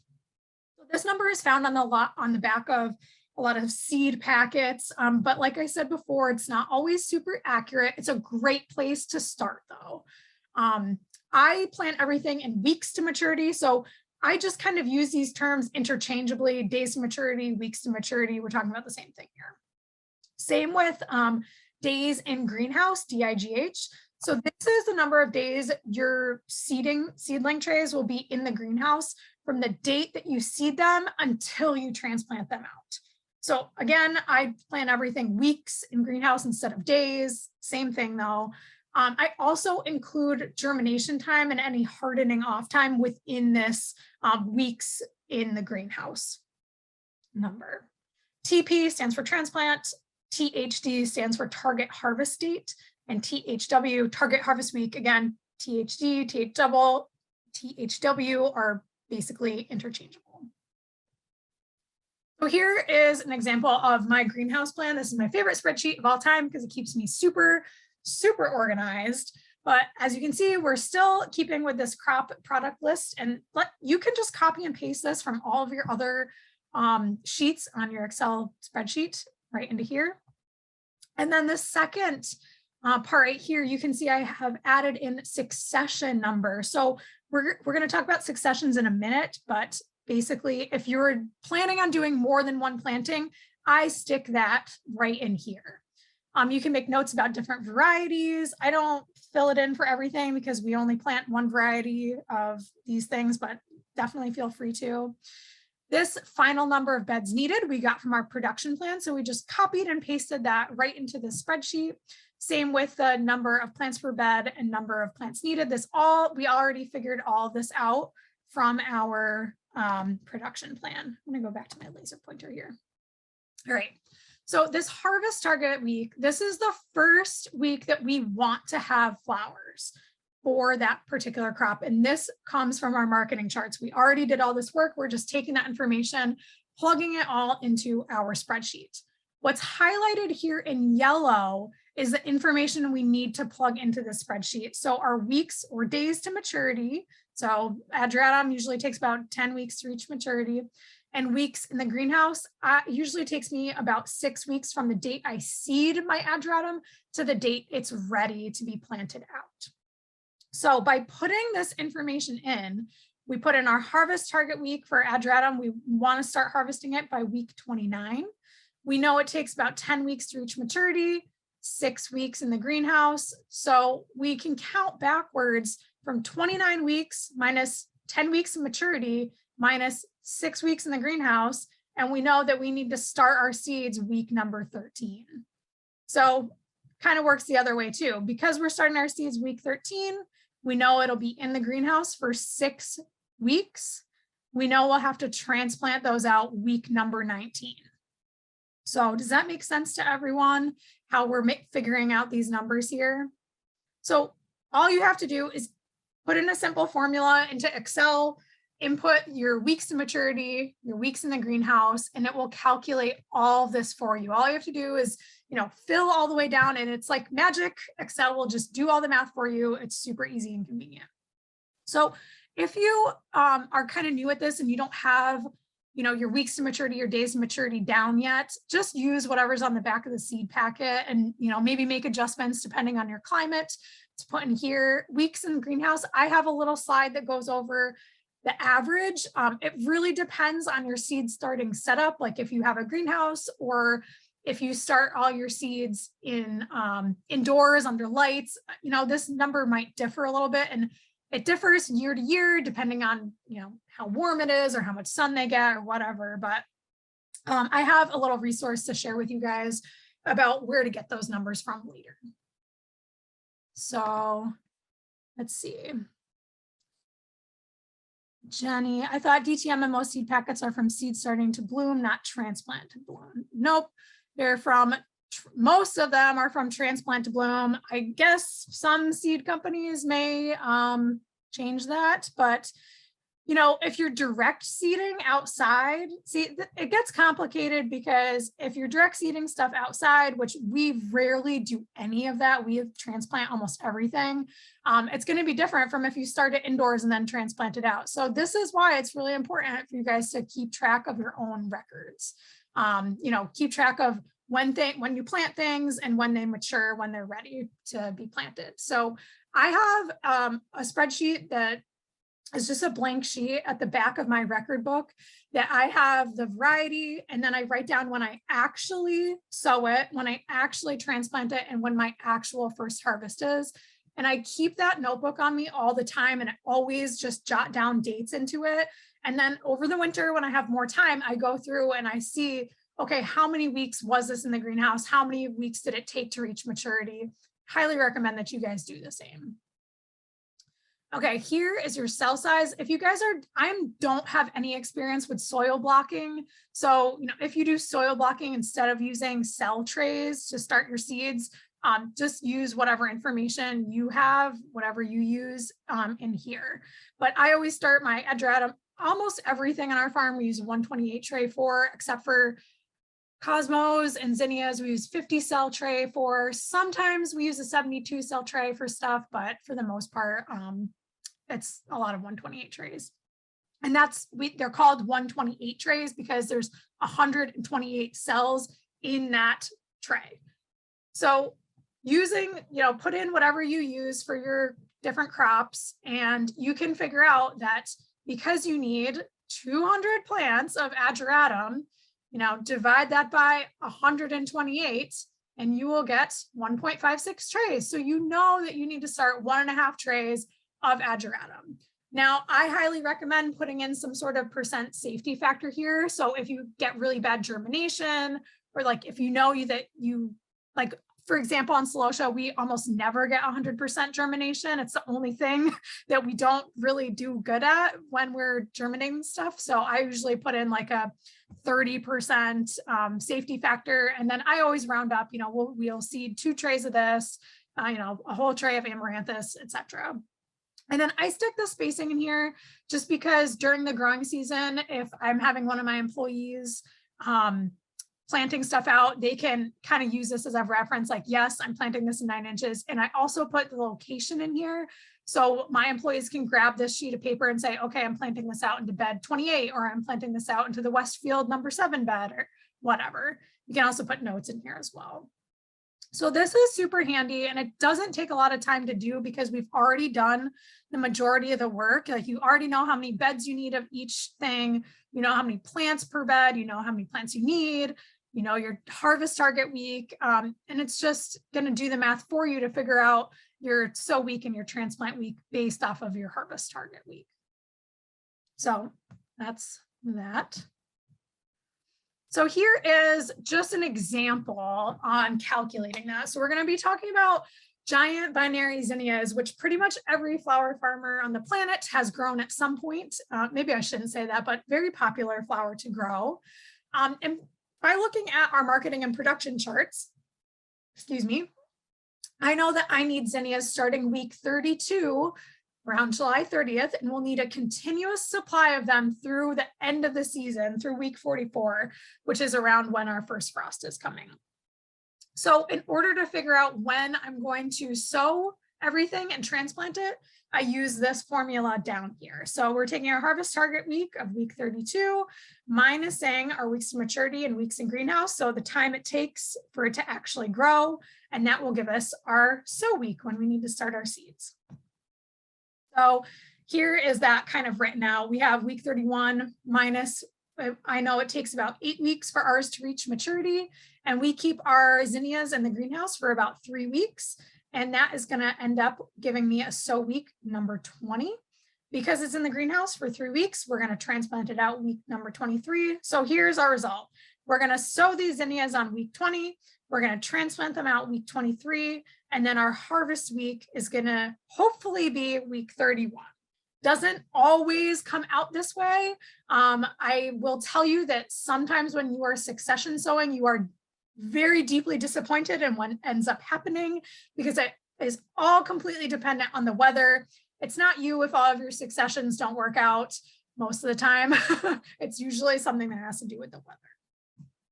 All right, so again, here's our little chart, and we're going to be talking about some of our successions here. So let me dive into that. I saw another question pop up. Do seedlings started in a greenhouse take longer or shorter amount of time to get to transplantable size compared to starting indoors under grow lights? In my personal experience, which I can only speak from my personal experience, is that I think that they take a shorter amount of time to get to a transplantable size in a greenhouse. I hate starting things under grow lights. I think it's messy and gross. I don't like having plant matter in my house. So the first thing I did when I started my farm was built a greenhouse, and everything grew so much better, so much stronger. I think that having natural light helps immensely. For example, when you see recommendations for how long seedlings should be in a greenhouse to reach transplantable size, ours are always ready before that. So that's just my experience. I don't actually know if that's true for all people, but it's not like it's a negligible difference. Probably it's not that much. All right, so yeah, we're using Excel to calculate our sow dates, transplant dates, number of trays. Input, like I mentioned, you can input a safety factor in there for poor germination as well. I actually highly recommend that, and always just rounding up to do full trays. You don't want to overproduce everything, but sometimes, germination can be weird if you buy your seeds from a strange source that doesn't have great germination. Make sure you're buying seeds from reputable sources, and just kind of account for that. So like I said, you just need to know your maturity, weeks in greenhouse, and tray type first. Again, records, keep good records, and then just research and use information from seed companies as a starting point if you're just beginning. So once this is created, you can use this spreadsheet every year. You can just make small adjustments to this after you've done it for the first time. The same with the entire rest of your crop plan.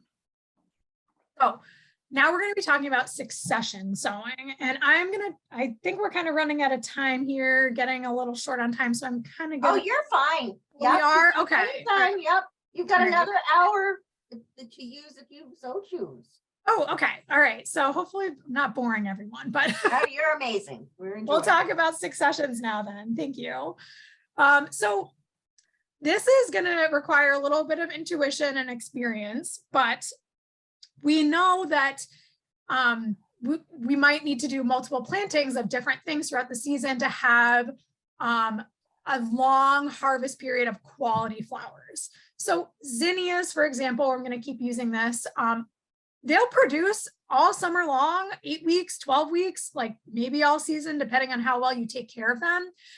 But they do get kind of tired, and the quality and your yields decrease as the season goes on. You know, they'll probably get that powdery mildew. It's always inevitable that mine get it every year, no matter how well I take care of them. But especially if you're cutting them really, really hard, like clear cutting every single week, they're going to get tired, and you're going to want to do multiple plantings. So I know just from my experience that the yields and the quality tend to decrease after about 4 weeks of production. So because of this, I will do new plantings of zinnias or successions of zinnias every 4 weeks. So all you're going to do is complete the previous step using a new harvest target week. So let me go back up to this. For example, I don't have zinnias on here, of course, but for solution number 1, you know, our harvest target week here is 31. But I'm going to do 2 separate successions. So I'm going to put a different harvest target week here. So you would do that same thing for each one of your different successions. So basically, if you guys are new to succession planting, I should have said this earlier, but it's a staggered planting. You do multiple plantings to extend your flower harvest throughout the season. So you're basically planting the same crop multiple times for a continuous harvest. There are several different ways to do succession planting, but this is the most basic thing. So again, if sown once, you can harvest really high quality blooms for about 4 weeks of zinnias. But if you sow them 2 or 3 times, you know, 3 to 4 weeks apart, you can harvest quality blooms for 8 to 12 plus weeks. So that's the whole goal of succession planting. The succession windows, like how long you wait between plantings, will depend on how long you want the crop, how much you're cutting from them, how much you need. Use your marketing charts for this. There is no magic number. You can start with some research. I have a little slide at the end of this with some suggestions, but you know, you want to be careful not to overproduce. When I first started flower farming, I succession sowed everything throughout the whole entire season. And I had, just because I thought I wanted a steady stream of all the different flowers all season long.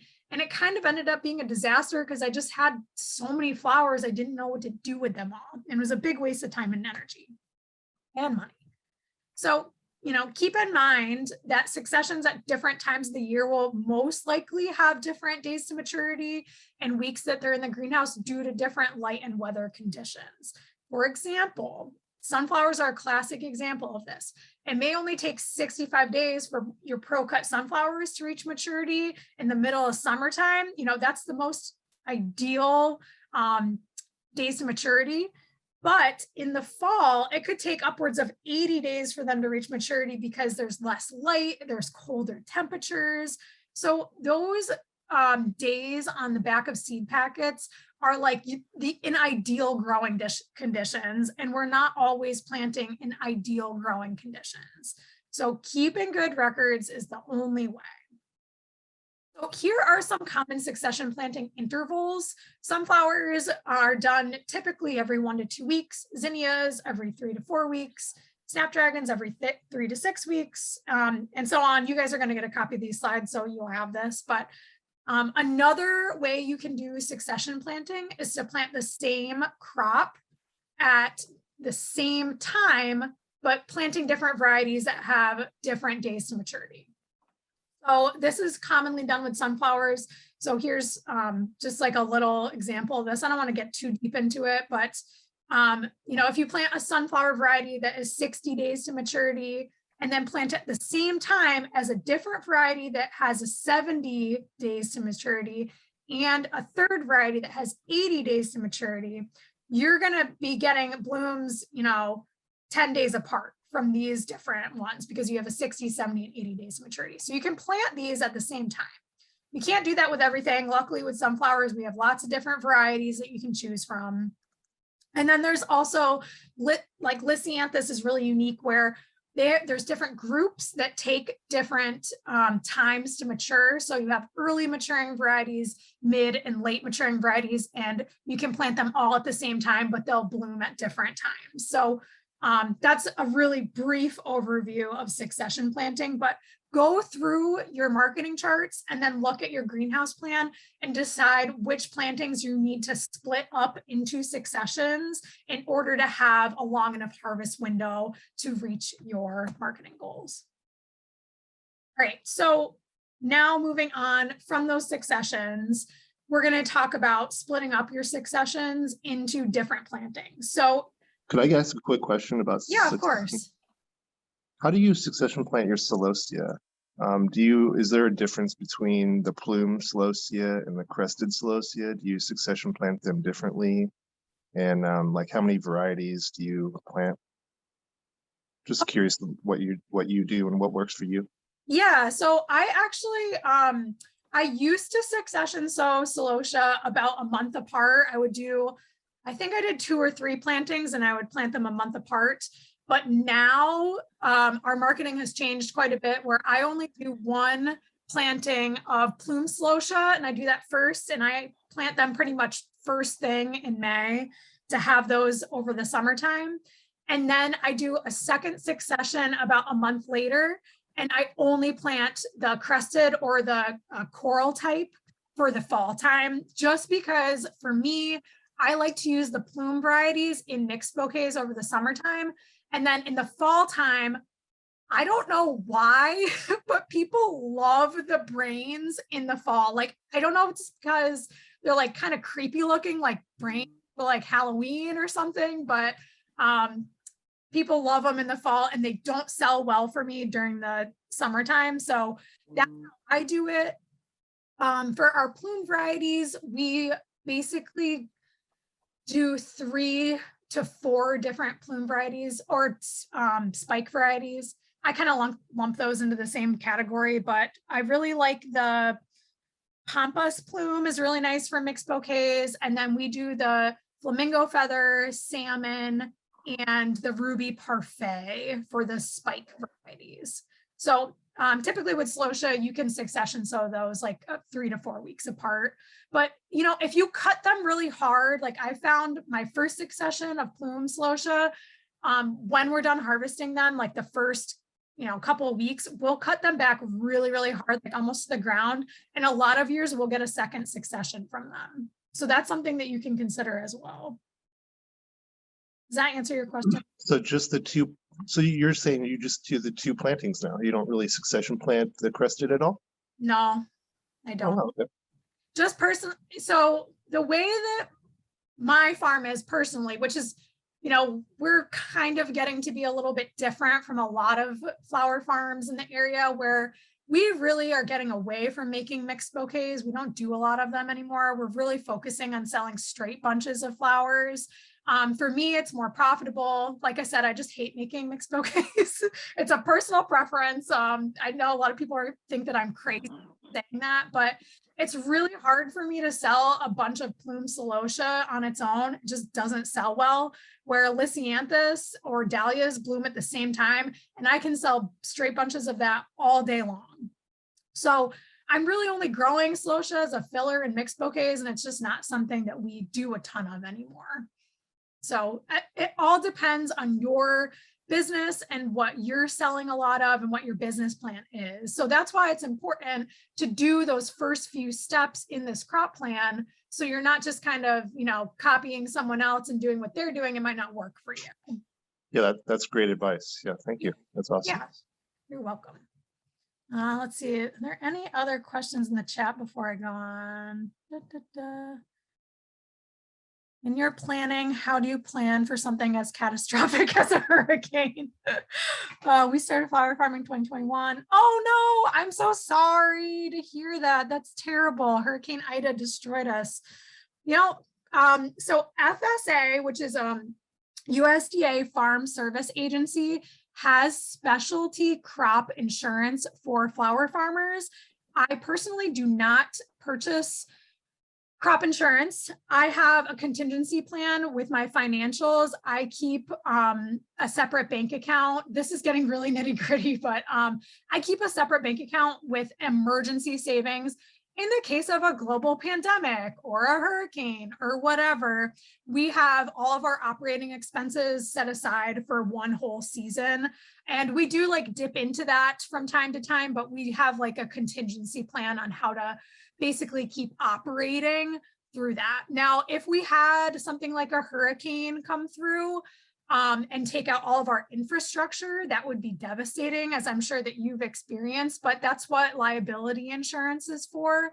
So if you're, going to be starting a flower farm and putting a lot of money and investments and infrastructure into it, like make sure you're doing things right and you have contingency plans, emergency plans in place, and make sure you have the right insurances.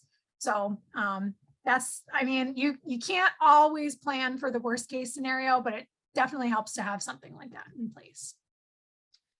Okay, so if there's no other questions, we will get back to calculating number of trays you need. So basically, from our production plan and our marketing charts, we knew that we needed 2 beds of zinnias over an 8-week period. So because we know that we're basically going to need half of those in the beginning and half of those at the end, we're just going to divide those into 2 separate successions. And this will entirely depend on your business plan and how much you're selling things at different times of the year. So, use your intuition and your best judgment to figure this out. But basically, we're just going to split this in half. So, you need 1 bed of zinnias for the first succession and another one for the second succession. And then you just calculate how many plants you fit into each bed, which you already did, and figure that out.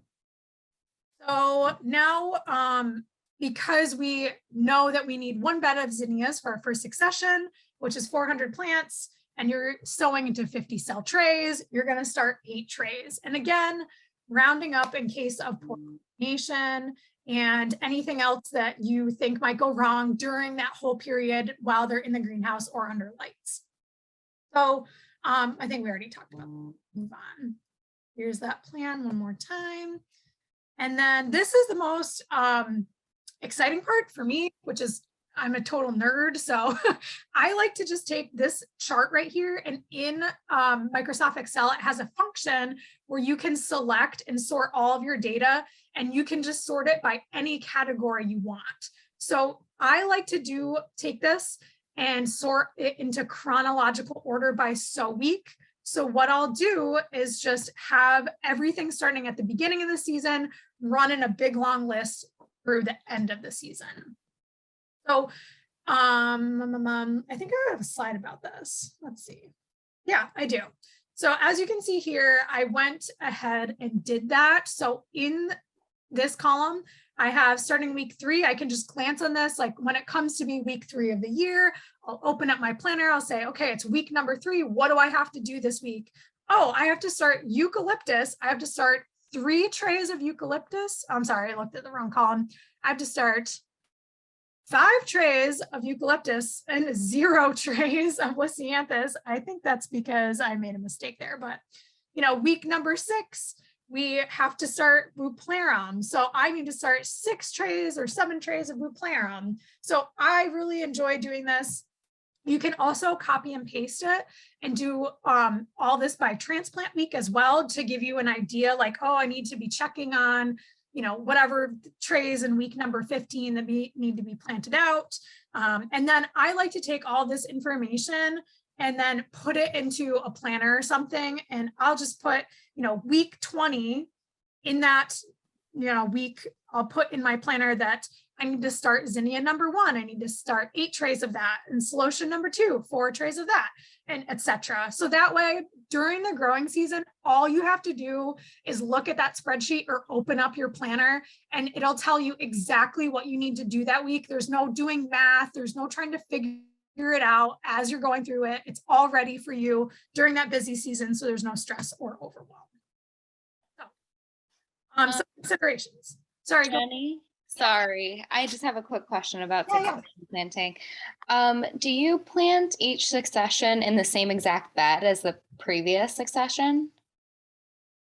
No, I don't. Usually Okay. the way it works out is we don't have enough time during the growing season to rip out a bed and then replant. And doing that, you're also going to have a big gap in your production. Like, for example, if you plant one whole bed of zinnias and it's blooming, you have to plant that second succession at a time when you're still harvesting from the first succession. Does that make sense?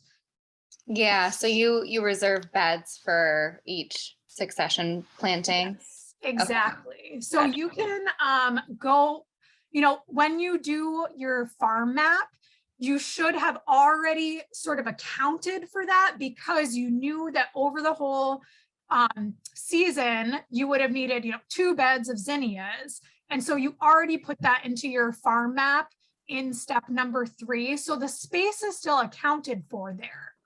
Now, if you're double cropping things, if you're planting multiple plantings in the same bed, it can get really complicated. So I kind of stayed away from talking about that because it's really difficult to do with flowers because they have such a long time to reach maturity. Like most of the time, you're really only double cropping in things with a really short days to maturity, like sunflowers or something like that. Mm-hmm. I don't plant them into the same beds. They have their own beds separated, dedicated space for the different successions. Okay, thank you. Yeah, you're welcome. All right, so moving on to some considerations, just some things to keep in mind. So we made this grand plan of everything, but you have to use some common sense when you're doing this. You should know your first and last expected frost dates. This is something you can just Google online if you're unsure about it. I mean, you should have an idea of your growing zone, your first and last frost dates, but you have to use some common sense. You're not going to have zinnias, in zone 6A, you're not going to be harvesting them in early June here, unless you're planting them like in a heated hoop house or something like that. But, don't plant your warm season annuals before your last expected frost date. Your cell tray size matters. So if you are unsure about what cell tray size to use, generally the bigger the seed, the bigger the cell. So like I said before, I use those 128 cell trays the most, but then for big stuff like zinnias or cosmos, I plant those into 50 cell trays. Sometimes celosia I'll do in 72, but most of the time, almost everything is in a 128. And then just as you wouldn't plant warm season flowers before your last expected frost date, you have to take that into consideration for your cold hardy plants as well. So cool season flowers, you don't want to plant those in summertime. They're just not going to thrive. Don't start your zinnias and celosia too early. They'll get root bound and they can't be planted out when the ground is so cold. Don't plant warm loving plants when it's cold, and don't plant cool loving plants when it's hot. So this is not an exhaustive list. This is just like most commonly grown things, but cool loving flowers, this list over here, larkspur, lisianthus, campanula, buplarum, all this whole list, these can really be planted out before your last frost date. Most of them can take a light frost, or you can throw some agribon or some frost cloth over them, and they will actually really thrive. So everything in this category, we actually plant in the fall time on our farm in a hoop house that protects it enough over the winter to get a really early spring bloom. So that'll affect your crop plant. Whereas these heat loving flowers, this whole list over here, kind of like your general summer annuals, like you don't want to plant those in April when the soil is so cold and it might frost. They will die and you will be sad. So here is a quick little slide for weeks in greenhouse, just general timelines. Like this is the number of weeks to start your seeds before planting them out. And this is just a very general timeline. It is different based on, your climate, your production, and how you grow things. But this is a good place to start if you just have no idea. So you guys will get a copy of the slides. You'll have a copy of this. And then I also have another resource that I'll share with you guys that has some general information as well. So, okay, we did our crop plan. You did it. You made it to the end. I can't believe you guys all hung out with me for this long to talk about crop plans. I'm actually amazed that you did, but I hope that that was a really good starting point. So before we jump into the rest, I just want to share some quick resources if Carla's okay with it, additional resources. Oh, absolutely. And in fact, before you share those, I just wanted to say to everybody, be on the lookout for the email that's going to have these slides that Jenny's going to send to me. Also, I'm going to put in there about an opportunity for you to get a collection of seeds curated by Jenny by simply submitting us your crop plan.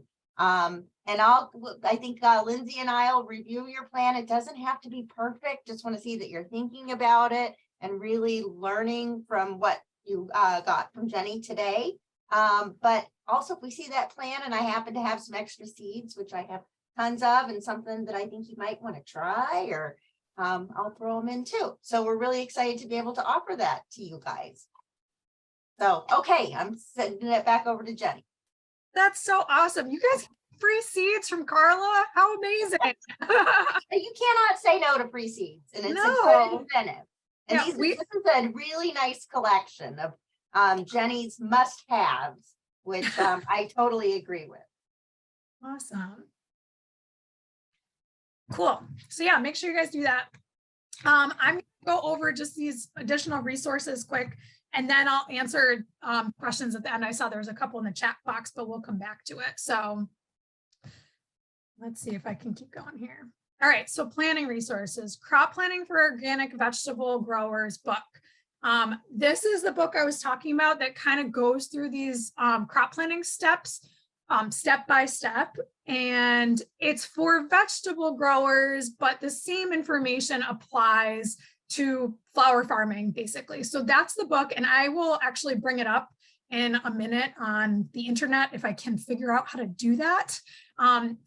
Also, Johnny's Selected Seeds has a great seed starting date calculator and a target harvest date calculator. They have all kinds of great information on their website. That's all totally free. They are amazing. They have a lot of great resources, and their seeds are very high quality with great germination rates. Like, I am not like sponsored, or does that even happen in this industry? But they have really, really great seeds. So those are some additional resources for you guys. And then we are actually also doing some workshops on our farm this year. We are doing a 6-figure farming workshop over the summer, where we're going to be talking to all kinds of growers about bringing your farm from a hobby level up to a profitable business. So all the skills that you need and all kinds of stuff like this that will really help you prepare for your business, as well as regular growing things. Like, we're going to talk about irrigation, transplanting, seed starting, weed management, all kinds of stuff. There's so many things.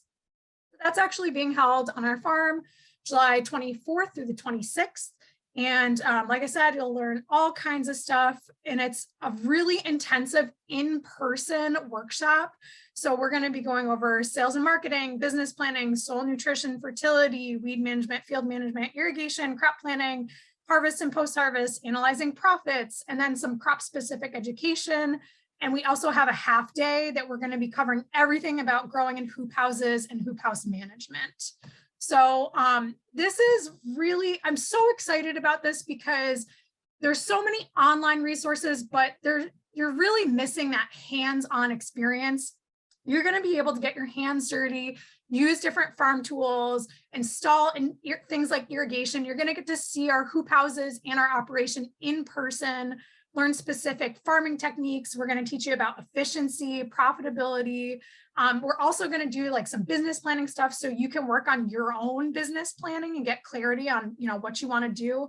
But most importantly, you'll get to meet other farmers and other cut flower growers that are in the same exact boat as you. And one of the most invaluable things that I have found in this community is making friends with other cut flower farmers and people that work in the industry, like at Cornell Cooperative Extension.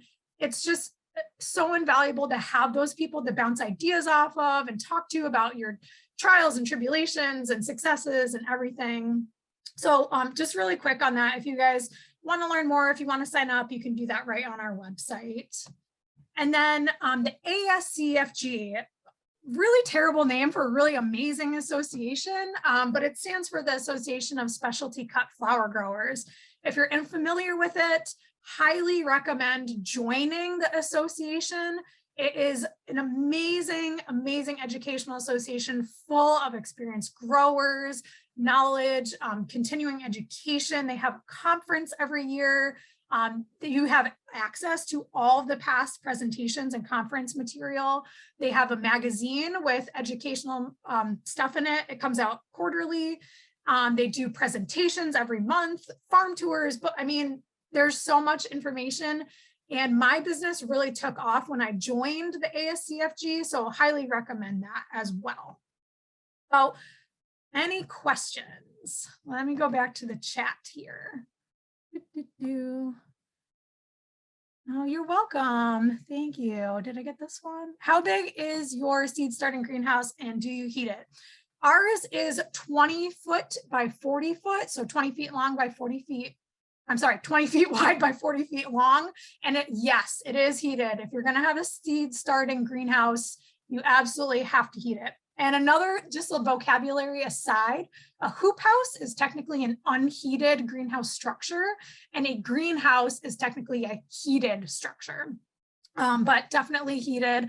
We also use heated seat mats, heated heated seed mats. Wow, I'm tripping over my words here. Also recommend germination chambers as well. Thank you so much. Oh, I'm so glad you guys liked it. Beautiful flower on the yay, you did it slide. That was some yellow butterfly ranunculus. So if you're familiar with ranunculus, it's a different type of ranunculus. Is actually totally different. It is a spray type flower, so it's multiple blooms on one stem, really beautiful, very expensive to grow, but butterfly ranunculus. How does shortening day length affect your succession timing later in the season? Great question. You're going to, all of your flowers are going to take longer to reach maturity later in the season because of shortening day length, unless you have day length neutral varieties, which, you know, people say that that doesn't, you know, they still mature at the same rate, but I have not found that to be true. I have found that even day length neutral varieties take longer to mature later on in the season because I think of the colder temperatures. What's the best way to store seeds over the winter until you start sowing? Is there something you should absolutely not do? So you can keep them in the freezer. I know a lot of people who do that, or just keep them in a cool, dry spot. You do not want to store your seeds anywhere where there's moisture or where it's really hot. So heat and moisture are detrimental to seeds. So keep them nice and cool and dry. Oops, I think I jumped to the top of the chat box here. Let's see. You're welcome to Jennifer. Do you reuse your landscaping fabric year to year? Yes, we put it down, use it for the season, rip it up in the fall, and reuse it every single year. What type of 128 cell trays do you use? I just use the regular cell trays. I don't use wind strip trays. I have thought about using them, but the investment is quite a bit. And I'm not convinced that the quality of transplants is going to make that much of a difference for me. But let me know how it goes if you try those wind strip trays. Johnny Seeds has a light gray, whitish landscape fabric. Is this better than the black fabric? So if you use white landscape fabric, I would recommend using that in a place like a hoop house because it keeps the soil cooler. The black fabric makes your soil warmer. So we only use our black landscape fabric in the summertime for our summer annuals. And those flowers honestly like it pretty warm. But if you have a really, really hot summer, it can make your flowers really, really hot. But that's why it's important to keep up with your irrigation management to keep your soil nice and cool. Make sure you're irrigating regularly. So I would recommend the white landscape fabric only for places where you want to keep your soil cool, like cool season annuals or in a hoop house. All right. Let's see. What's this one say? Oh gosh. I can scroll up. No, you're welcome to everyone who's saying thank you. Thank you so much. Alicia says, I got limited growing space. Would it be better to succession sow in the same bed, ripping up the first succession before planting the second, cope with the lack of flowers while that second session matures, or not to do any succession planting and deal with a crop that produces less flowers over time? This is a really good question. I would say if you have limited space, you can succession sow, but you're going to be succession sowing, like if you have multiple plantings of zinnias, you're probably going to plant your second succession of zinnias in a space where you had a shorter a flower that reaches maturity in a shorter amount of time. So probably like your sunflowers, they're ready in 60 days, you cut them, the bed's done, you could replant into that bed with your second succession of zinnias. I don't think it makes sense to plant zinnias in a bed, wait for them to mature, harvest them for 4 weeks, and then replant into them, because by the time that second succession matures, you're going to have a huge gap in your production, which if you're okay with that, that's fine. But if you want a steady, steady harvest of that flower, it's just not going to work. So I don't know, does that make sense? I hope that makes sense. All right, I'll stay on for a couple more minutes in case there's more questions, but real quick, thank you guys for being here. Right here on this slide, here's my information. There is my name. I'm Jenny Marks with Trademarks Flower Farm in Clifton Springs, New York. Here is my website, www.trademarksflowers.com. You can find my blog on there where I have a lot of free information about running a flower farm business and a little bit about my experience and just, some really good business stuff on there. And make sure you sign up for my email list, because we do send out really valuable information from time to time, or at least I try to make it as valuable as possible. So you can get on that list and find out about any workshops we're having, or, any new blog posts or information I publish. That's my email. You can email hello@trademarksflowers.com, and my Instagram is trademarksflowerfarm. So that is awesome. And then I'm going to stop sharing this and go back to my video here. And real quick, hi guys, I don't know if you can see this. I may have to I don't know how I can do this better, but here is an example of one of our record keeping sheets. So you can kind of see here that we have a list of all of our flowers that we grow, we bring to our farmers market. And then this is how we keep track of our mixed bouquets. So sorry, this is very Neanderthalish, but just wanted to show you guys that really quick before we moved on to anything else. So let's see. There's a couple other questions I'm going to cut back to answer. Sorry, don't mind my very messy office. I think I just missed one. Do you grow a winter cover crop on your beds, or how do you winterize them? So it depends. We try to cover the soil as much as humanly possible. You never want to leave soil just open. It causes erosion, you'll lose your topsoil. So we do plant quite a bit of winter rye on a lot of our beds. But sometimes it's just not possible to get that rye planted in time to mature enough before the winter. So in those cases, we'll leave the stubs of the plants, like the roots, in the ground. And that way it holds that soil in place more over the winter. So not ideal, but whenever we can, we do cover crop for the winter. You're welcome to Jenny. Thank you. Miranda says, previously signed up for your free resources and they're great. Thank you. Oh, you're welcome so much. This is one of the best webinars I've taken. Thank you so much. Oh, you're so welcome. Oh my God, you guys are so flattering. Well, I'm so glad that you guys could be here, and I'm so happy for Carla and Lindsay for inviting me, and thank you to Carla and Lindsay for everything that they do. They're wonderful resources as well. If you guys have questions, I'm sure you could always reach out to them. And yeah, I hope this was helpful. If you guys have questions, feel free to reach out to me. But other than that. And we are for sure going to get Jenny for more programming future. So stay tuned. Yeah, whoa, that was amazing. It's got me inspired to go and be a little more organized than I've been. Thank you so much. That was wonderful, Jenny. Oh, you're welcome. Thank you guys so much.